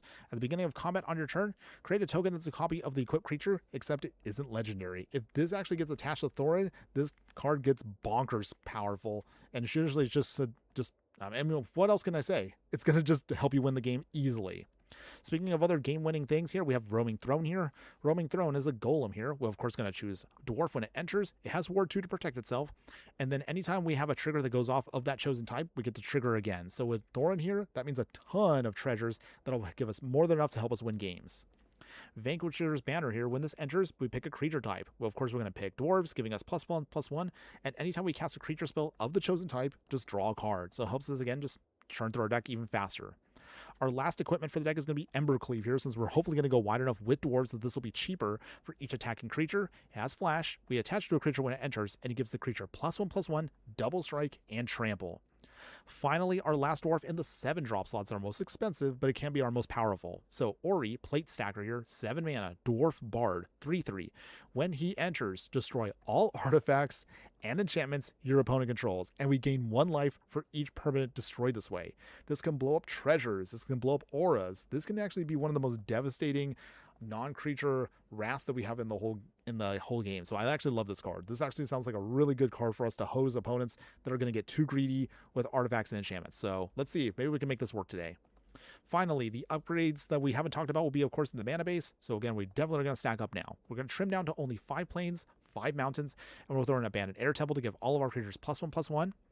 We have the Lonely Mountain here, so this enters tapped unless we control an equipment. With this, we can start making dwarf tokens, which can help us, again, just ramp out everything faster. We'll throw in all the dual rare lands we can muster up, like Battlefield Forge, Clifftop Retreat, Elegant Parlor, Inspiring Vantage, Needle Verge and Pillar Verge Pathway, Sacred Foundry, Sunbaked Canyon, Sunbillow Verge, we have Ancient Tomb, we have Arid Mesa as one of our real fetches for the deck. Cavern of Souls makes our dwarves uncounterable. Command Tower is going to stay, of course. Fatal Passage is a much more better fetch land for us. Fountain Port can take advantage of all the treasures, and it can also make treasures on its own. Inventor's Sphere will help us keep alive because this, of course, will give us life for as long as we have 3 or more artifacts. Mute Vault, of course, can be an honorary dwarf if we want to turn it into one. Plaza of Heroes is for protection reasons. Prismatic Vista for another real fetch. Scavenger Grounds is for graveyard hate. And otherwise, we'll round out our package by keeping our Gold Saucer and Volatile Vault. And that is the upgraded version of Dwarves with Treasures. So, can the upgraded version of the deck actually do some stuff? Well, only one way to find out. So let's see. Let's go ahead. Let's play this right now. Okay, hold on one second. Oop. Sorry, we actually got to play real ranked Brawl now. So, Brawl, competitive now with the upgraded version. All right, let's see if it works. I hope it does. Affinity for anime. I think I'll build at least 2 new elf decks with Thranduil as the commander. I'm interested in Sultai Thrandal and Adventures Thrandal. Ooh, that sounds fun. Which I remind myself, we got to do we got to do another elf deck because I forgot this makes Simic elves. So for this Lord of the Rings, I'm sorry, not Lord of the Rings, the Hobbit set. See, yeah, I got to really remember my sets. But seriously, we'll make a new elf deck, of course, coming up soon. I just got to find time to actually rack my brains out to actually make something that I think it can be budget appropriate. But when that time comes, we're going to have something pretty sweet. Okay, let's start with Sacred Foundry. Opponent is playing with Glissa. All right. They're going to try to start blowing up stuff against us, but don't worry. We can get there. Let's see. What do we want here? Play that. We'll save the reprobation for later. All right. Shattered Acolyte. Okay, Glissa coming down. No surprise. But we are ready for her. Ooh, Sunbillow Verge. Okay, that's good. For that, let's see. Reprobation. Sorry, opponents. That turns her off. That's good. No attacks. Okay, opponents. So, Glissa can't do anything for a little bit. Library of Alexandria. Wow. So our opponent basically is stuck. That's good for us, though. That's what we want. Roaming Throne. Okay. No attacks yet. Still gotta wait it out just a smidge. Okay. Opponents. Okay. Can't be countered. For now, ping the Birds of Paradise. Making treasure off of that. That's good. Okay, Flowering of the White Tree is good also. Thrun is going to be annoying to get through, but it's not impossible. Okay, so with that... Can't be the target of non-green spells. So for now, Thorin. Okay. Okay, get our pump. Oh, does he have something? Snuffed out. Ugh. That's annoying. Okay, still make our treasure, though. Can't attack just yet. Okay. During their turn, they have Indestructible. Okay, no blocks yet. Go to 20.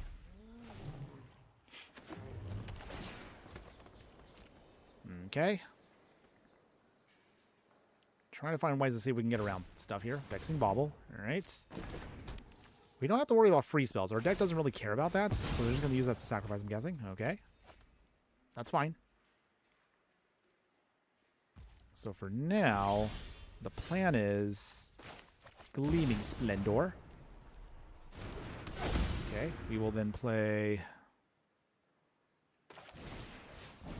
Dane's Company. Right. What do we want?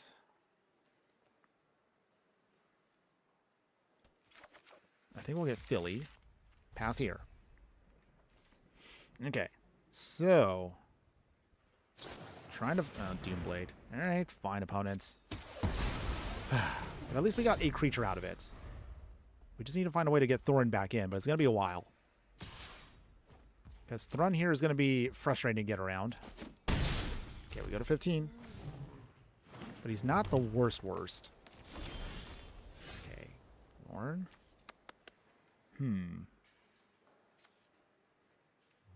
How do we want to do this? Glorin the Mighty. Pass here. Worldly Tutor. Okay, so they're digging for a creature card. I don't know. What you gonna find, opponents? Should I be scared? Should we be scared? What are they grabbing? What are you grabbing, opponents?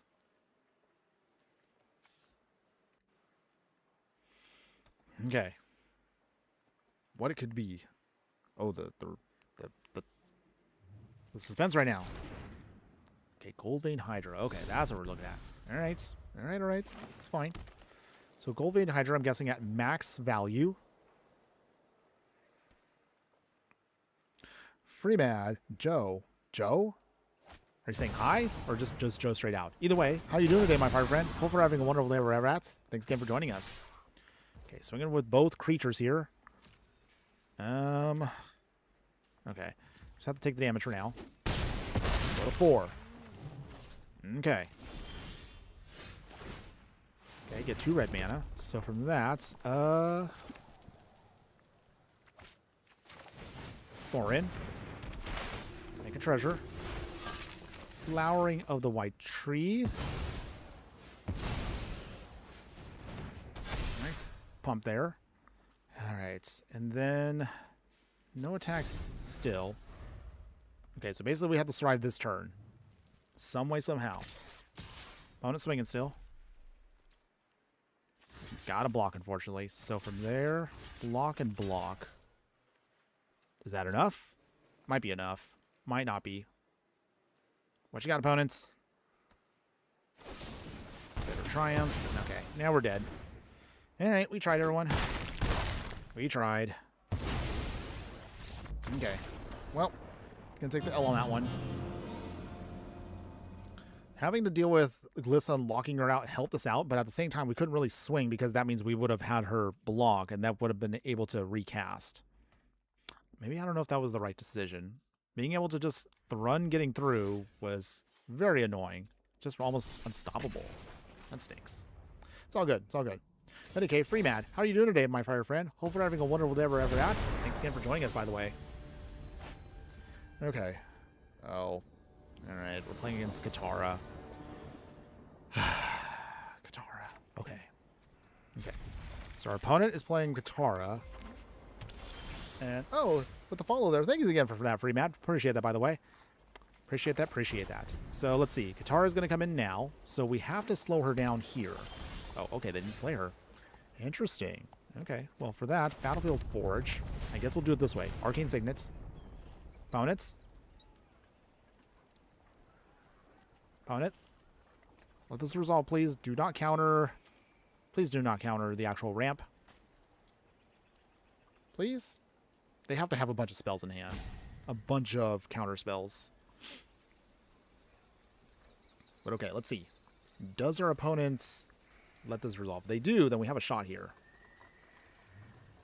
Our other option is we use Thor's Hammer, discard it, because it's an ability, and we can blow away Katara. Wait, no. Oh, dang. She actually has 3 toughness. Ah! Never mind. Okay. So our Swords the Plowshare is our only chance here? Okay, that's good. It did resolve. Doing good watching from Denmark. Well, that's cool here. What time is it over there, if you don't mind me asking? I actually have a couple of people that do watch me from Europe.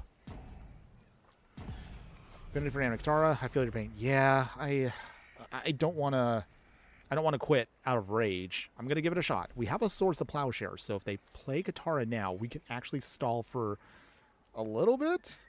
Our deck is not technically designed for this kind of thing. But we'll try. Whenever you cast a spell during an opponent's turn, they get the experience counter. Whenever she attacks, she draws cards.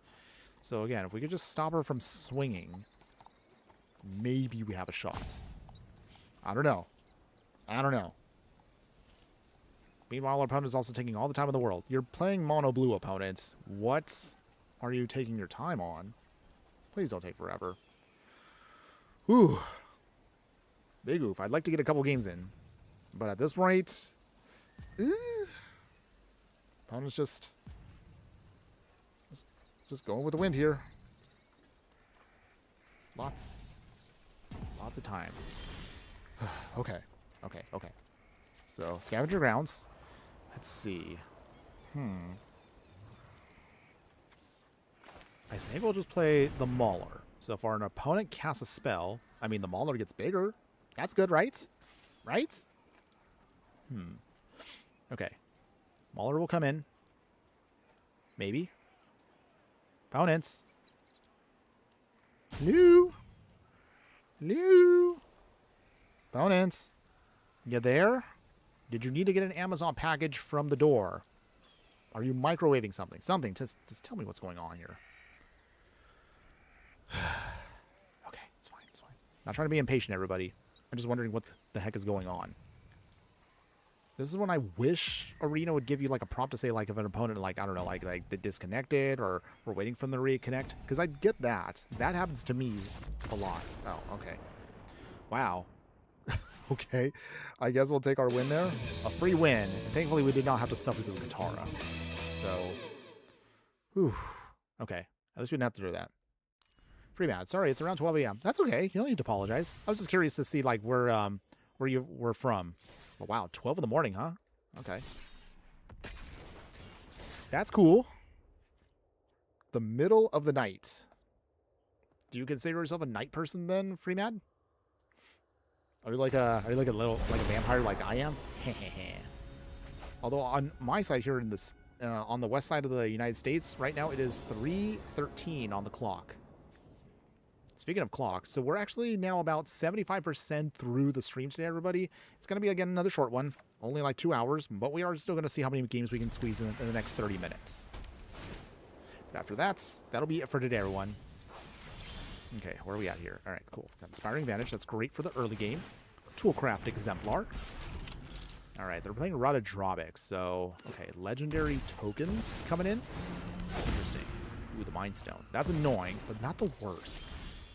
We have a way to stop that right here and now. So, Sheltered by Ghosts.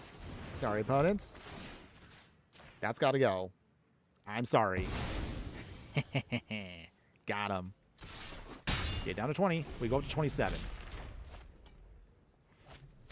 Bitter Blossom. Okay. That's fine.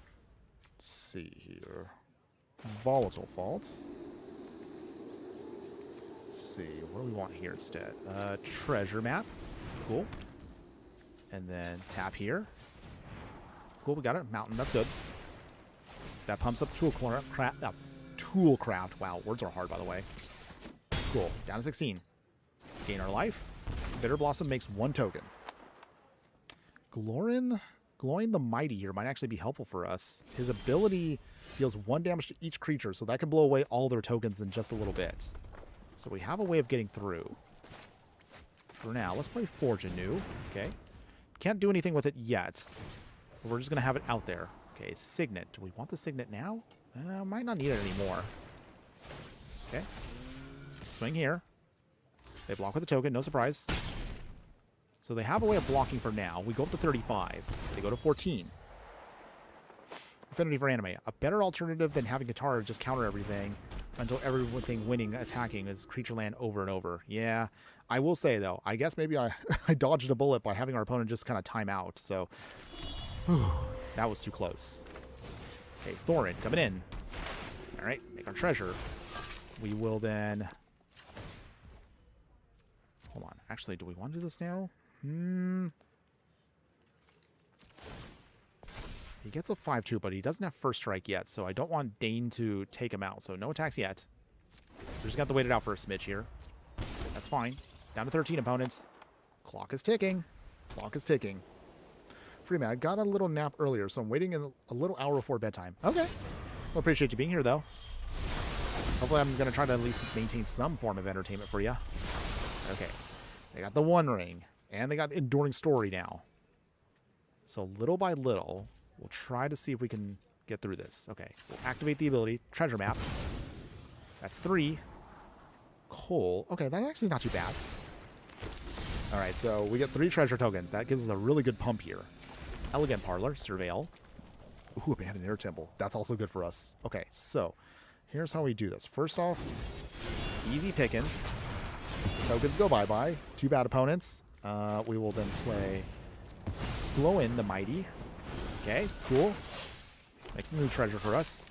We'll play our Priest of Ancient Lore. So at this point, what might be better for us is just trying to just go wide. That's what we want. There we go. Gain life, draw another card. Okay, so from here, no attacks yet. Okay, the One Ring's effect is now ended. Down to 12. All right, we're making progress. Little by little, we're making progress. Crawfish Cigarette, hello, my fire friend. Good afternoon. How you doing today? Hopefully you're having a wonderful day wherever you're at. Thanks again for joining us, by the way. D-Spark. Opponents. Ah! It's okay. It's okay, everyone. We will find a way to get through. We will find a way. Okay, got another pathway land. Cool. Okay, so thankfully, that'll pay for the command tax. So we get it through. You're not stopping me, opponents. We can still make our way through this. Okay, pull the Forge Master. Cool. Make our next treasure token. All right. Get our pump going. And let's see. Do we want to do this now? Yeah, might as well. Wait, oh, hold on. Hold on. Pay the 3. That softens up our creatures a smidge, but not enough to stop our opponent completely. Okay, opponents. Okay. Okay, go. Down to 7. Okay, making progress here. Opponent, your your Bitter Blossom. I was going to say Blitter Blossom. Blech. In case. So Bitter Blossom is pushing him now to 6. Clock's ticking, opponent. Will they make it in time? It's chill, and chill is good. That's cool.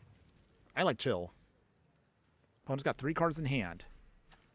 Rododropic has not entered the field yet, but they are close. If they start tapping with the One Ring, that'll speed up the clock even faster. So I don't think our opponent will be using the One Ring. Okay. Ooh, Elspeth. That's a little scary. Okay, Elspeth, this thing. Okay, it's fine. It's fine, everyone. Okay, Lonely Mountain. Okay, so from here, we'll play Needle Verge. Alright, Thorin coming in again. Makes the treasure. Comes with the team. Let's see. Has lifelink, but not Ward 2. Oh, okay, thank goodness our opponent gave up there. Alright. Nice. Yeah, alright. Okay, hey, we're ranking up. Hey, we're looking good. See? The deck can do its thing. Sort of. Okay. Alright, so we're getting our rewards in there. That's cool. Getting our dailies done. Okay, so far, we're making good progress here. I mean, aside from one, like, clunky loss, ranked so far feels pretty good. Deck feels good in this format. There was, however, a couple of dwarfs I really wanted to see actually added to Arena, and they did not add them in. So there was a couple from the Eternal products that are coming out that did not make it into the main set here. Kind of a shame, too, because the one I actually really wanted to build around can actually do direct damage based on how many dwarves you have, but the card did not make it. Still, Thorin here is actually not too shabby. He's just expensive for what he does. Pay 2 life. We will strike it rich now and start generating treasures. Okay. So over here, opponent. Will they play Katara on turn 2? No, they don't. Okay, that's good for us. So Cavern of Souls on... What's it? Where is it? There's it. Dwarf. So now that our dwarves are uncounterable. Let's see. So with that... Taru. Okay. Draw a card, opponents. They do. And we get a treasure off of that. Thank you, opponents. Appreciate the treasures. So that means next turn, we should be able to get Thorin very easily. Depends on what our opponent does here. Free med. Well, this is late for you guys. Or how does that work? I mean, your normal work is 9 to 5, right? Normally, yes. But I have a very funky job. My job actually, Freeman, and I usually don't talk about this on stream. My job does not have consistent hours. I can work mornings, I can work afternoons, and today I will be working the night side. So I actually don't leave for at least after the stream, maybe another 2 hours. After that, then I go to work. So that's why I can do these midday streams at the time I do. All right, Stroke of Midnight. Let's see, hold on. Actually, we'll bring in Thorin now. Uncounterable. Can't stop him, opponents. He's a dwarf. Ooh, opponents. Oh, they're looking at something. Okay, we get our treasure token back. Nice. So, little Taru there gets a little bit of pump. Okay. Fading Hope. Alright, here they come. Here come the treasure, or sorry, the shenanigans that comes with Katara. We'll see if we can try to get around it, though. We will try.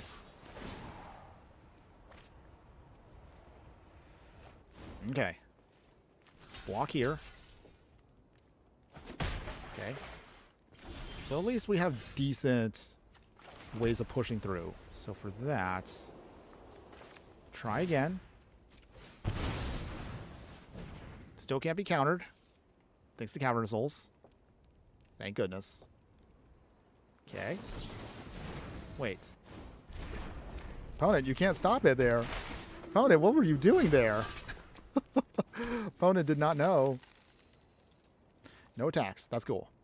So I think their strategy at this point is they're going to just start doing this just to get the experience counters. So even though we can get in Thorin and our dwarves to be uncounterable, they can still get their stupid counters. So, all right, Raisin Bar. All right, so back to our hand again. If it weren't for Taru right here, we probably would be in really big trouble. All right, opponents. Still blocking here. Okay. Still not making any real progress because we really do need other lands. Okay, so from here...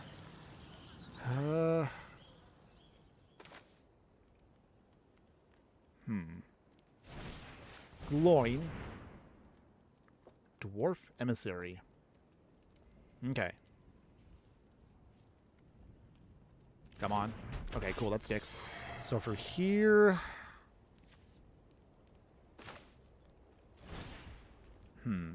Actually, we'll wait it out. See if our opponent casts anything else. No attacks. Opponents. Okay, there's our shot. Okay, Stroke of Midnight. That's our window. Opponent, do you have an answer? Please don't. No free spells? Oh, they have a free spell, don't they? Of course, because they are blue. Opponents. Daze. Ah! Ugh, such a miserable deck to fight against.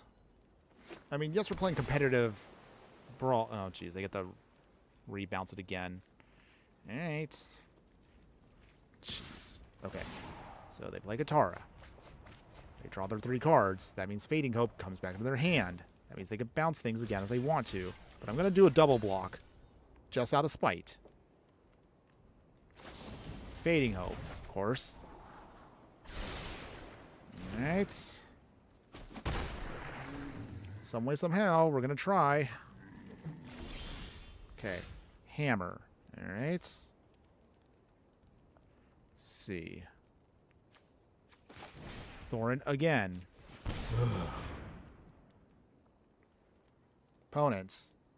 Gonna do their thing again? Come on. Is this gonna end? Because if it keeps going like this, I'm just gonna quit because this is just not fun. I mean, if you're playing competitive, I understand. If you're gonna play in the competitive format where you're ranking up, yes, you're gonna probably want to play something that's miserable. So, of course, your opponent will have to do dirty things like this. But it is part of the... It comes with the territory. Let's be real. Okay, no attacks. Okay, Spectral Sailor. Doing their thing again. They're going to get so many cards now. And it doesn't help that this card is also hard to get because it's a mythic from the Jumpstart packs. So, yeah, this is very hard to acquire. I think it's like $20 for Katara. Yeesh. Ooh, miserable. We're at 16, by the way. All right, Plains. Plains in. Okay, finally, we can actually maybe do stuff. Let's see. Let's play Dory, Bearer of Friends. When he enters, he makes a treasure. That's good. Free mana. I was just wondering, because so many people, most people in Denmark work 7 to 3s or 8 to 4s. So really, it was just, we really just wake up and go to work. Wow. I'll be honest, like, I just can't do that. I'm a night person completely. So, I know how it may be over there, but I don't think, like, it's a nice country, I will say. Denmark, beautiful. I have seen pictures. I've heard of stories over there. It does seem nice, but the work ethic there just, it does not fit my style at all. But if you guys can do it, more power to you. I just don't know how a night person ever would function there. Or they probably wouldn't. Alright, so no attacks yet. We need to build up a little bit more before we can actually start really swinging. So the game plan right now, what I'm hoping we can do is we'll throw away the hammer. We deal 3 damage. Actually, hold on. Swinging. Alright. Let's see. Do we do this now? Okay, they're just going to have to do it.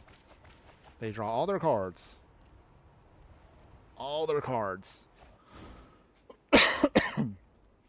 Okay, so let's see. We're going to have to do this now, aren't we?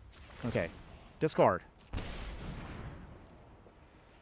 Okay, it's an ability, so unless they can counter the ability, we should be able to blow away their creatures. Hopefully. Please. Please let this resolve. We lose our creature in the process, but that's a small price to pay. Okay, hold on. Block here. Does Katara go bye-bye? Maybe? Opponents? God, they have so many cards. Okay, it's 68 still to our 84. Does our opponent push through damage? I just want to see if we can actually stop this. Just trying to stop the menace. Alright. Okay. We're going to flick a coin. Does this work? Opponents? Please? Ugh. If you, like, I do want to know in the comments, everyone, like, oh God. Ah! Ugh. Ugh. I'm just so tilted from this card. So, yeah. How many of y'all have fought against Katara Waterbending Master? And let me know in the comments below how much you hate this card. 2 mana for what it does is just absolutely ridiculous. This card is so broken. I have to check. Has this become one of the strongest mono blue deck cards in the deck? Ooh, Gleaming Splendor. Ooh, well, this is good. Let's see if we can get this off. Can we get this off? Yes. Now, our opponent's got to have a counter for this. There's no way they're going to let this resolve with their card draw shenanigans. Right? There's no way. Opponents. They threw away a ton, though. They got the force negation. Jeez. And there's not really anything we could do about it. So it goes bye-bye. Alright. Thorin. Again. I know we actually don't have to block Katara per se, but those little 1 points of damage will add up. So that's the reason why I have to keep blocking her. Ugh, jeez. Alright. Is that it? No attacks. So hopefully next turn, Thorin can come in again. Maybe we can redeploy our treasures. Okay. I think I might just make a reel out of this of saying like why I hate Katara so much. Just, ugh, such a disgusting play pattern. And I'm sure someone in the comments is going to be snarky and go like, well, Infernoman, it's competitive Brawl. That's how it's going to be. Yes, I know it's going to be like that, but still, just heaven forbid you try to put something together that's not this disgusting. I don't know. Sorry. Rambling a lot in disgust of this card, but if you play it, I mean, hey, you do you. That's not to say I don't play bad, degenerate decks myself. I mean, we've played our own share of stuff too. So it's not like I'm trying to be taking the moral high ground here. It's just how it be. Okay. Glowing. Triggering off with Historic. So we make a treasure off of that. That's cool. Maybe this resolves? Oh, wow. They have a Sting of the Stupor now. Okay. Back to our hand. At least we avoid playing command attacks. Still can't swing at it. Can't do anything. I mean, I can swing, but that just leaves me wide open to more shenanigans.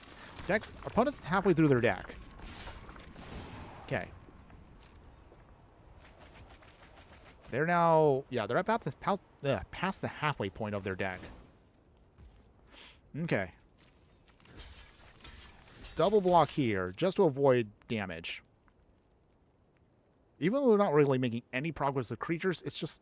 Ugh, look at this. Look at this. Look at this. Just...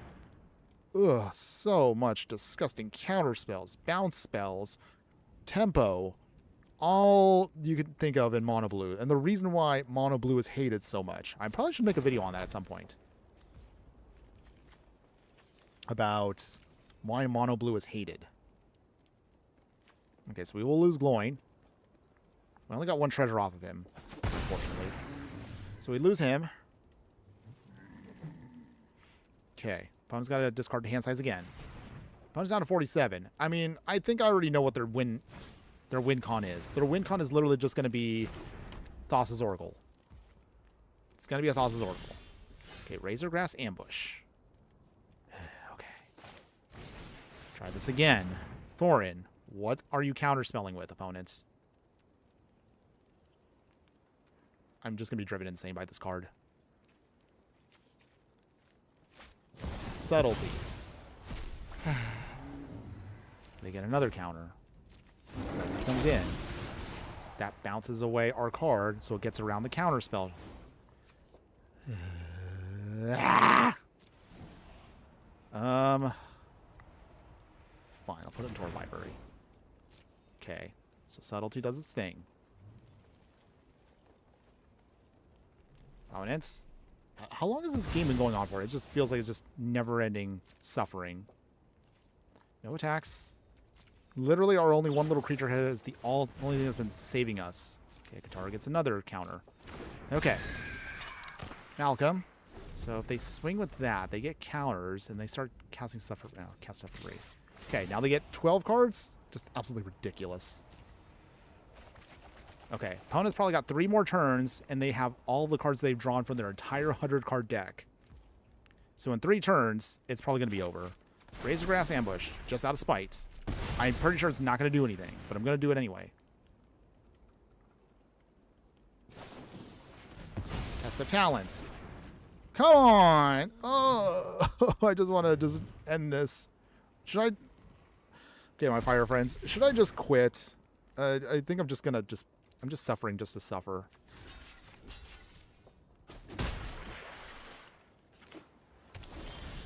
Okay, Smothering Tithe. Okay. Does this resolve? Probably not, but I'm going to try again.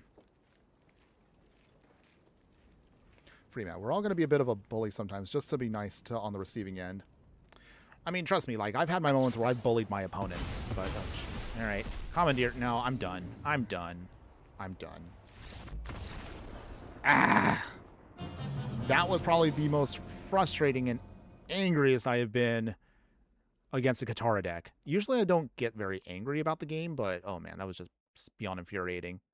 Y'all should be happy though. I've done my best not to ever really swear anymore. So, but trust me, like I was just like, ugh. In my brain right now, I'm just like, ah. So frustrating. Okay, okay, okay. Breathe in, breathe out, breathe in, breathe out. Okay. Please give me an opponent that's not Katara. Okay, they're playing Vayne Karuda's Solider. Wait, who is this from? Oh, it's Finn the Fangbear. Okay, it's a Finn deck. Okay, it's that. Okay, so from here, do we have enough to do our thing? Kind of. I'm going to keep the hand. It's okay. Okay, Spikefield Cave. All right, so we're playing against a poison deck. It's mono green, so that's not too bad, right? Right? Should be fine. All right, Sacred Foundry. Shock ourselves so we can get in Thorin. Okay. So for now, should be fine. Okay. If we can get another land, we should be okay. If not, we get the radioactive spider out of the way with Sheltered by Ghosts. Okay. Opponents. Swinging, maybe. Okay, here comes Finn. So they get their first free swing in. Can't block it. I mean, we can block it, but we probably shouldn't. Okay, Dory. Alright, so for that, Finn goes bye-bye. So that does go back to the command zone. Nice. So I'll bounce back. We could slow down our opponent just a little bit here. Go to 21. We go back up to 26. Okay, come on, deck. We really do need at least another Now they got Haywire Might. So they sacrifice that. We lose the Sheltered by Ghosts. Dang. Alright. On the sacrifices Haywire Mites. Lose their Sheltered by Ghosts. They get back their Fin the Fangbearer. So that means they get 2 more poison counters. That's good. Okay, down to 25. Okay, flick a coin. Doesn't do anything. Okay. Ugh. I'm going to get punished now for holding onto a hand that didn't allow me to cast anything. Disruptor Flute. Do they name creatures? Or actually, no. I have to choose a card name. Oh, okay. So, Thorin. Wait. They really should ban cards like these out of the format if it's 1v1. Because locking out your commander is a little unfair. But okay. Maybe I'm just rambling here. Okay, Fang Shigeki. Okay, opponents. Swinging. Alright, we got to stem the bleeding. So Thorin's got to go bye-bye. Okay, we go to 6 counters. Okay, armed and armored. Okay. And we lost there. We didn't draw into a land which could have at least stopped one of their creatures, but we could not do it there. So now we lose our rank just a little bit there. Dang. It's okay. It's okay. Okay, looking at the clock, everyone. Maybe 2 more games, and that's probably going to be it for today. But don't worry. We will, of course, do our normal thing, which is we'll go over the deck as an overall. The good, the bad, and the ugly. We'll then do a quick little evaluation. We'll then talk about what we're doing for the next live stream. And that'll be it for today, everyone. But don't worry. We got a little bit more to go. So hopefully we can at least end strong here. I want us to at least have a couple more good games. So let's see. Facing against Errati. Okay. So they can be a counter spell, or they can be used as spot removal. So we're playing against some kind of Dimir control deck? Maybe? We'll see. Freeman, all right, I'm going to bed so I can catch my 5 to 6 hours of beauty sleep before I work. See you on some other time, and good luck with the rest of your games. Well, thank you for that. Appreciate that, by the way. Have a good night. Take care. Hopefully, we'll get a chance to see you on stream again. And always be sure to burn bright. Later. Okay, now let's see. Get the Arid Mesa going. Okay. Alright, so opponent. Ice Tunnel. So we crack our Arid Mesa. Okay, we get out whatever we need. So let's get the Elegant Parlor. Probably our best hit. Surveil. Okay, ooh, Helm of the Host is nice, but it's going to be a while before we get to that. Still, I'm going to hold on to it just in case. Play the Mountain. Killy, the Resourceful. He's not storied yet, but if we can get him storied, Helm of the Host will be hilarious. Okay, opponents. What you got? Okay. So, okay, we got now our Swords to Plowshare, which is excellent. That's what can help us out here. Let's see. Play Scavenger Grounds. So I guess we'll just hold on to our spot removal for now while we swing. Killy. Swinging. Down to 24. Got the first hit in. That's awesome.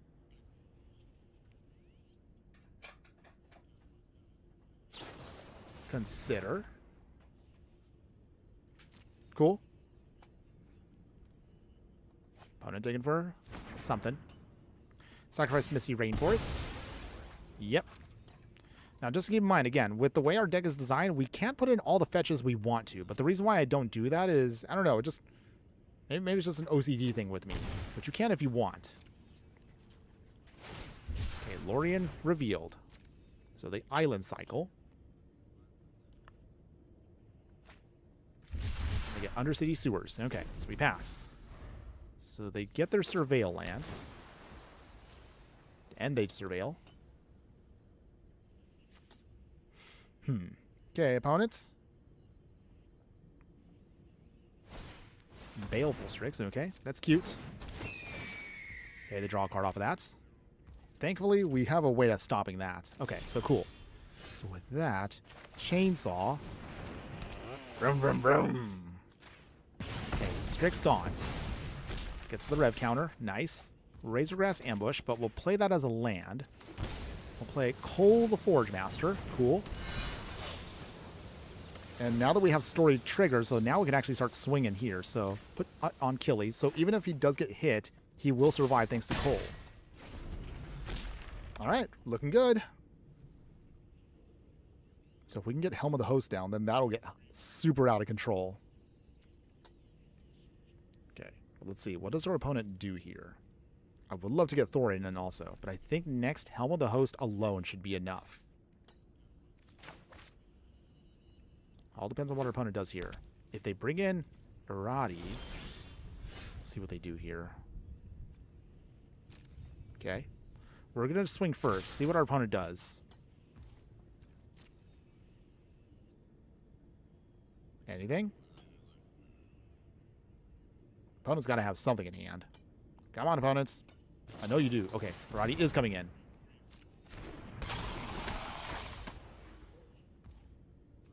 And then from here, Source the Plowshare. Nice. Take that. So we just get destroyed here, but that's okay. Okay, we get our card draw. We get Killy back. That's cool. Keep the damage down to 20. Killy comes back. All right. And because he gets his thing for free, we re-equip him so he cannot die. All right, looking good. So, opponents, you want to try that again? I wonder if maybe you should have gone after Cole. Okay, we just need to hope that our opponents... Okay, Smothering Tithe. I want to play more cards right now, but it's kind of tricky because I can't have Killy die yet. He's got to stay alive long enough for Helm of the Host to do something. So let's see. Swing here. Opponents. Raisin Bar. Okay. That's annoying, but okay. Not the worst. For here, Smothering Tithe. Let's see if we can bait out a counterspell. Because our opponent is not going to want to let this one go. Okay, opponents. There it is. There it is. Alright, fine. Okay, that's fine. Okay, Psychic Frog. Okay, Priest of Ancient Lore. Killy coming in. Opponents. Do you have an answer? But at least we got rid of one counterspell. But they could have 4 more there if they wanted. Killy being attached again. Okay, that's cool. Alright, no attacks. Ooh, we really, really need that 5th land. Vampiric Tutor. Ugh. What you gonna dig out, opponents? I'm a little scared there. Gotta sound the alarm. What are we gonna get? I have a feeling we can win this one. If we can just get down Helm of the Host, we should be able to lock it out very quickly here. Okay. Plains. Okay, we finally got that 5th land. So let's see. Do we do this now? Let's get the Priest of Ancient Lore. Okay, draw a card off of that. Killy. Alright. Draw another card. Cool. And then...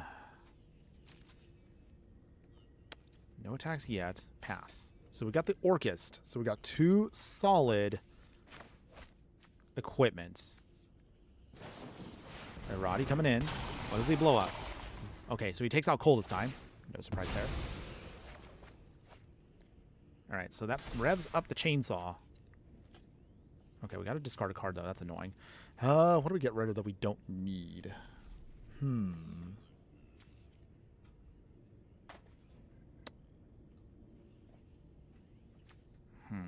think we can get rid of Stormkill Artist.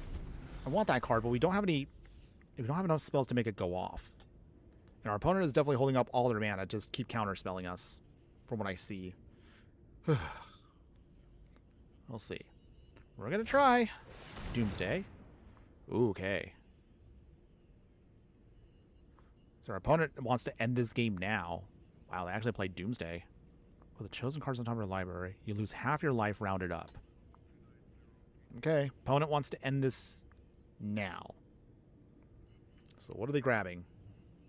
Is it what I think it is? Ugh. So I'm guessing a Thoracle and some other spells that'll ensure that no matter what they play, once they run out of cards, they can win the game. That's what I'm assuming, right? I'm right on that. Yes? Okay, well, either case, I just wanted to see if we can at least get one trigger off with our stuff here, but I think our opponent is not going to let us do it. Okay, so they exile everything.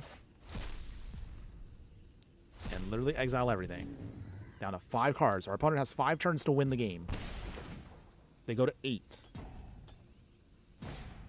There it was. Yep, Thassa's Oracle. So that means they get their cheesy win, which is they exile whatever, and we still lose. Yeah. That's actually also dumb. All right. Did we have fun? No, we did not have fun with that game. No, I'm going to have a cry face. Sad face. Okay. So looking at the clock, everyone. Next one is our final game. Win or lose. No matter what happens, that's going to be it. And then from there, we'll then do our wrap-up for today. So thank you to everybody who has been here with me today. Appreciate y'all, by the way. If you haven't already done so, if you're still enjoying the content, show some love. Please like, follow, and subscribe wherever you're watching the content so you don't miss out on any of the gameplay, booster pack openings, deck techs, live streams, and so much more. Okay, so for now, can we do anything with this hand? Kind of. Spikefield Hazard to tap. Ancient Tomb into Plundering Barbarian gives us 4 mana. Okay. Arm Renegade. Cool. Thorin. Okay. Plundering Barbarian. We take 2. Make a treasure. And then we go from there. Okay, so that's 4 mana.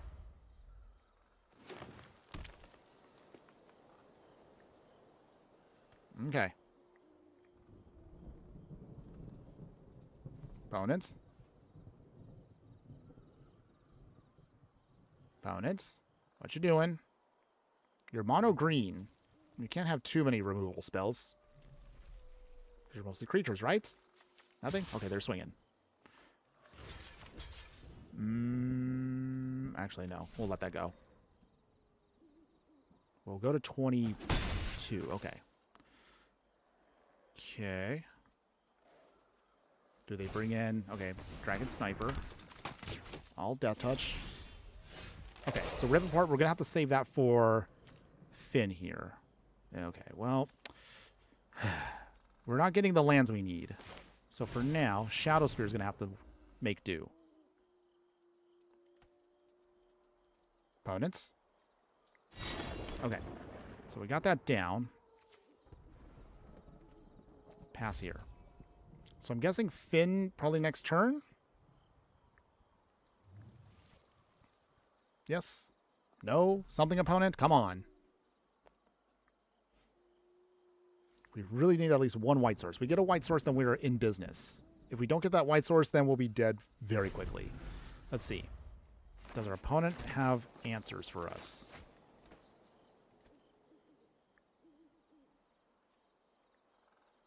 Okay. Opponents. No, they got Broken Bond. Okay. So we lose our equipment. That stinks. They get a forest, so they get to ramp. Is this the turn Finn comes in? He does. Okay. Swing here. Take out the sniper. We lose our barbarian. They get poison counters on us. Sedri Shelter. Little clunky there. But it does work. So for now, we don't have a choice here. Okay, Finn the Fangbearer goes bye-bye. But at least now we have the right mana. Okay, Finn comes in for full price. We go to 4 poison counters. We have basically 3 turns, maybe 2 at best at this rate. Okay, this version of Thorin can block at least. We just need to keep softening him up. Otherwise, this match is going to be done in like, oof, two turns, tops. Maybe faster depending on if our opponent has stuff. Okay. Alright. This is just not a good block no matter what I do. I'm sure they have something in hand to protect it. Wait for it. Wait for it. There it is. Blossoming Defense. Dang it. We can sponge the hits. But we're still down to 2 turns. Maybe 1 turn at best. Okay. That doesn't help us. And yeah, that's game. Aw, man. We're going to end on a bad note? Oh, I didn't want to end on a loss. That stinks. All right. Oh, missing. Okay. All right, opponent. Fine. You rubbed it in. Ah! Not the best way to end the stream. But dang, that stinks. All right, so we go down in rank completely. Yay. But okay, I did say that was the last one, everyone, win or lose. So we're going to have to end it on a sad note, but that's okay. I'll say, though, Boros is definitely not an easy color combination with equipment. At least maybe the build we put together probably was not the most optimal, but it was Dwarves. It's not really a creature type I've ever built a deck around, so this is the first time I've done it. So if it was unoptimized, let me know in the comments if you think we could have done better with a different approach. But at least for today. What do you think overall, everyone? Did you like the deck? Would you play this deck in any way, shape, or form? The budget one, honestly, it was okay. Wasn't amazing, but we still got at least our couple wins in, so I'm satisfied with how it turned out. All things considered, some of the better dwarves we could have had, they don't exist in Arena. They only exist in paper, so there's probably a better way you can build around this. So I would say if you like Thorin here, great if you want to go treasure ramping, but the only clunky part to him is having to kind of divide our attention between treasures, dwarves, and equipment, because some of your other dwarves care about equipment, but then we need to actually put in space for equipment that actually makes treasures. So they can't all loop together, but again, it's very mana heavy. So maybe I should have put a little bit more mana into the deck. Maybe that would have helped us. I don't know. Maybe protection spells, maybe spot removal more. I'm still not sure what was the best solution for us. But in any case, we at least got our wins in when we could. When we played the actual upgraded version of the deck, again, I wanted to have high hopes for it, but I forget, again, this format, it's ruthless. You will play against everyone that's playing the most powerful of powerful cards. Maybe I probably could have pumped it up a little bit more, but I'm not sure what I'm missing to juice it up. To be honest, the deck has a lot of rares and mythics in this upgraded version. In fact, if you put this together in paper, I think this one's like, it's like $750. Like the one you see here that I played today, not that I would ever put it together for that much in paper, but if you wanted to put together what I did, that's how much it's going to cost you. So in theory, you do have a lot of stuff that works well, but we just could not draw into it. So we ended up losing a lot more than we want. We did get some wins, but our losses felt very sad. But I think the deck probably would feel a lot better if we actually had real commander. We're talking, again, free-for-all 4 players.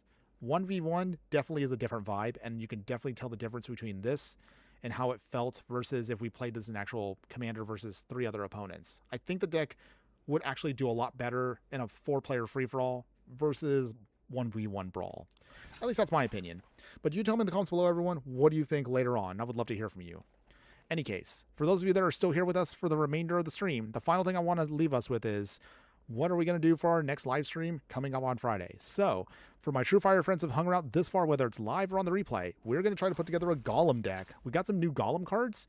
I'm still trying to figure out the combination. I don't know if I want to do this in Brawl, Historic. I'm not sure yet. So we're going to try to figure out a way to put together all the Golems, or at least a good amount, and go from there. So we'll see how this all turns out, everyone. Yeah, I'm still trying to build this myself, so still we're going to get it together by Saturday. Don't worry, we got time, so it will happen. Otherwise, the only other thing is our first deck tech, and I know I did the poll on this one earlier, about this was supposed to be our first actual live stream, but I realized I like the deck enough where I wanted to put together for an actual full deck tech. So I'm actually going to edit this down to actually make a full, cool, goofy Mimi deck out of this one. So it's using Belladonna Took and a bunch of the Heir Apparents. So silly, whatever. And we'll show you how you can put it together for a cheap price on Arena. I would warn you, though, I probably would not put this together in paper. It's a lot more expensive than I thought it was going to be, but it works how it is. But again, we'll cover that next week when we actually put out a proper deck tech on YouTube. Otherwise, beyond that, we're still going to try to put together whatever we can comes down my mind. We're going to definitely do a dragon deck with Smog. We'll definitely do an elf deck. We'll do a goblin deck. Maybe an orc deck too, depending on how it goes. Oh no, we'll definitely do a wizard deck with this time around with Gandalf. So all that's coming down. It still needs time for me to get the cards and put it all together, but it is all coming, everyone. Don't worry. We'll have plenty of decks to cover over the next couple weeks. Oh, and of course, as a reminder, we will be doing again near the end of August a player battle. So if you guys want to face off against me, I will have again one day where I will reserve it so you guys can face off against me as you'd like to for one day. So we'll have a stream of just players versus me. Bring whatever deck you want to play with against me. I'll be more than happy to take on any and all challengers. Details about that stream will be coming up soon, everyone. But otherwise, that's going to be it for today, everyone. Thank you so much to everyone who was here for the live stream today. Shout outs to everyone, of course, that was in the chat today. So again, I see all of you there. So Marianne Deem or Christina Yanez there. I see Elite Gamer, of course. Affinity for Anime. Appreciate y'all being here, of course. Jock U1V. I know you're probably playing your Roblox, but again, hopefully you're having fun with that. WeFan 2000X, or Double X, I should say. Thanks again for hopping in as well. Bane7004. Freeman. Appreciate you also being a new follower on Twitch there. So thanks again for everybody that's been here for me today. One more time, if you want to catch me again at any given time, I'm usually hovering around my Discord, which again, the link will be located in the details below once we're done with the stream, along with, again, other locations you can find me, such as X. Replays for the live stream will be across all socials, so X, Instagram, Twitch, and YouTube. Full versions, of course, will be available on YouTube and Twitch temporarily, but permanent channel will, of course, be YouTube itself. Again, one more time, links are located in the details below. So show some love, everyone, if you can, whenever you're able to check me out. But as long as you're watching me, I still appreciate y'all just the same. Okay, that's enough of me rambling. It's time for me to go, everyone, so take care. Have a wonderful, wonderful week, and we'll see you again on Saturday. But before I go, I want to leave you with one final thing. Just remember that no matter what you do play in the game of life, always be sure to burn bright. We'll see you again Saturday, everybody. Later.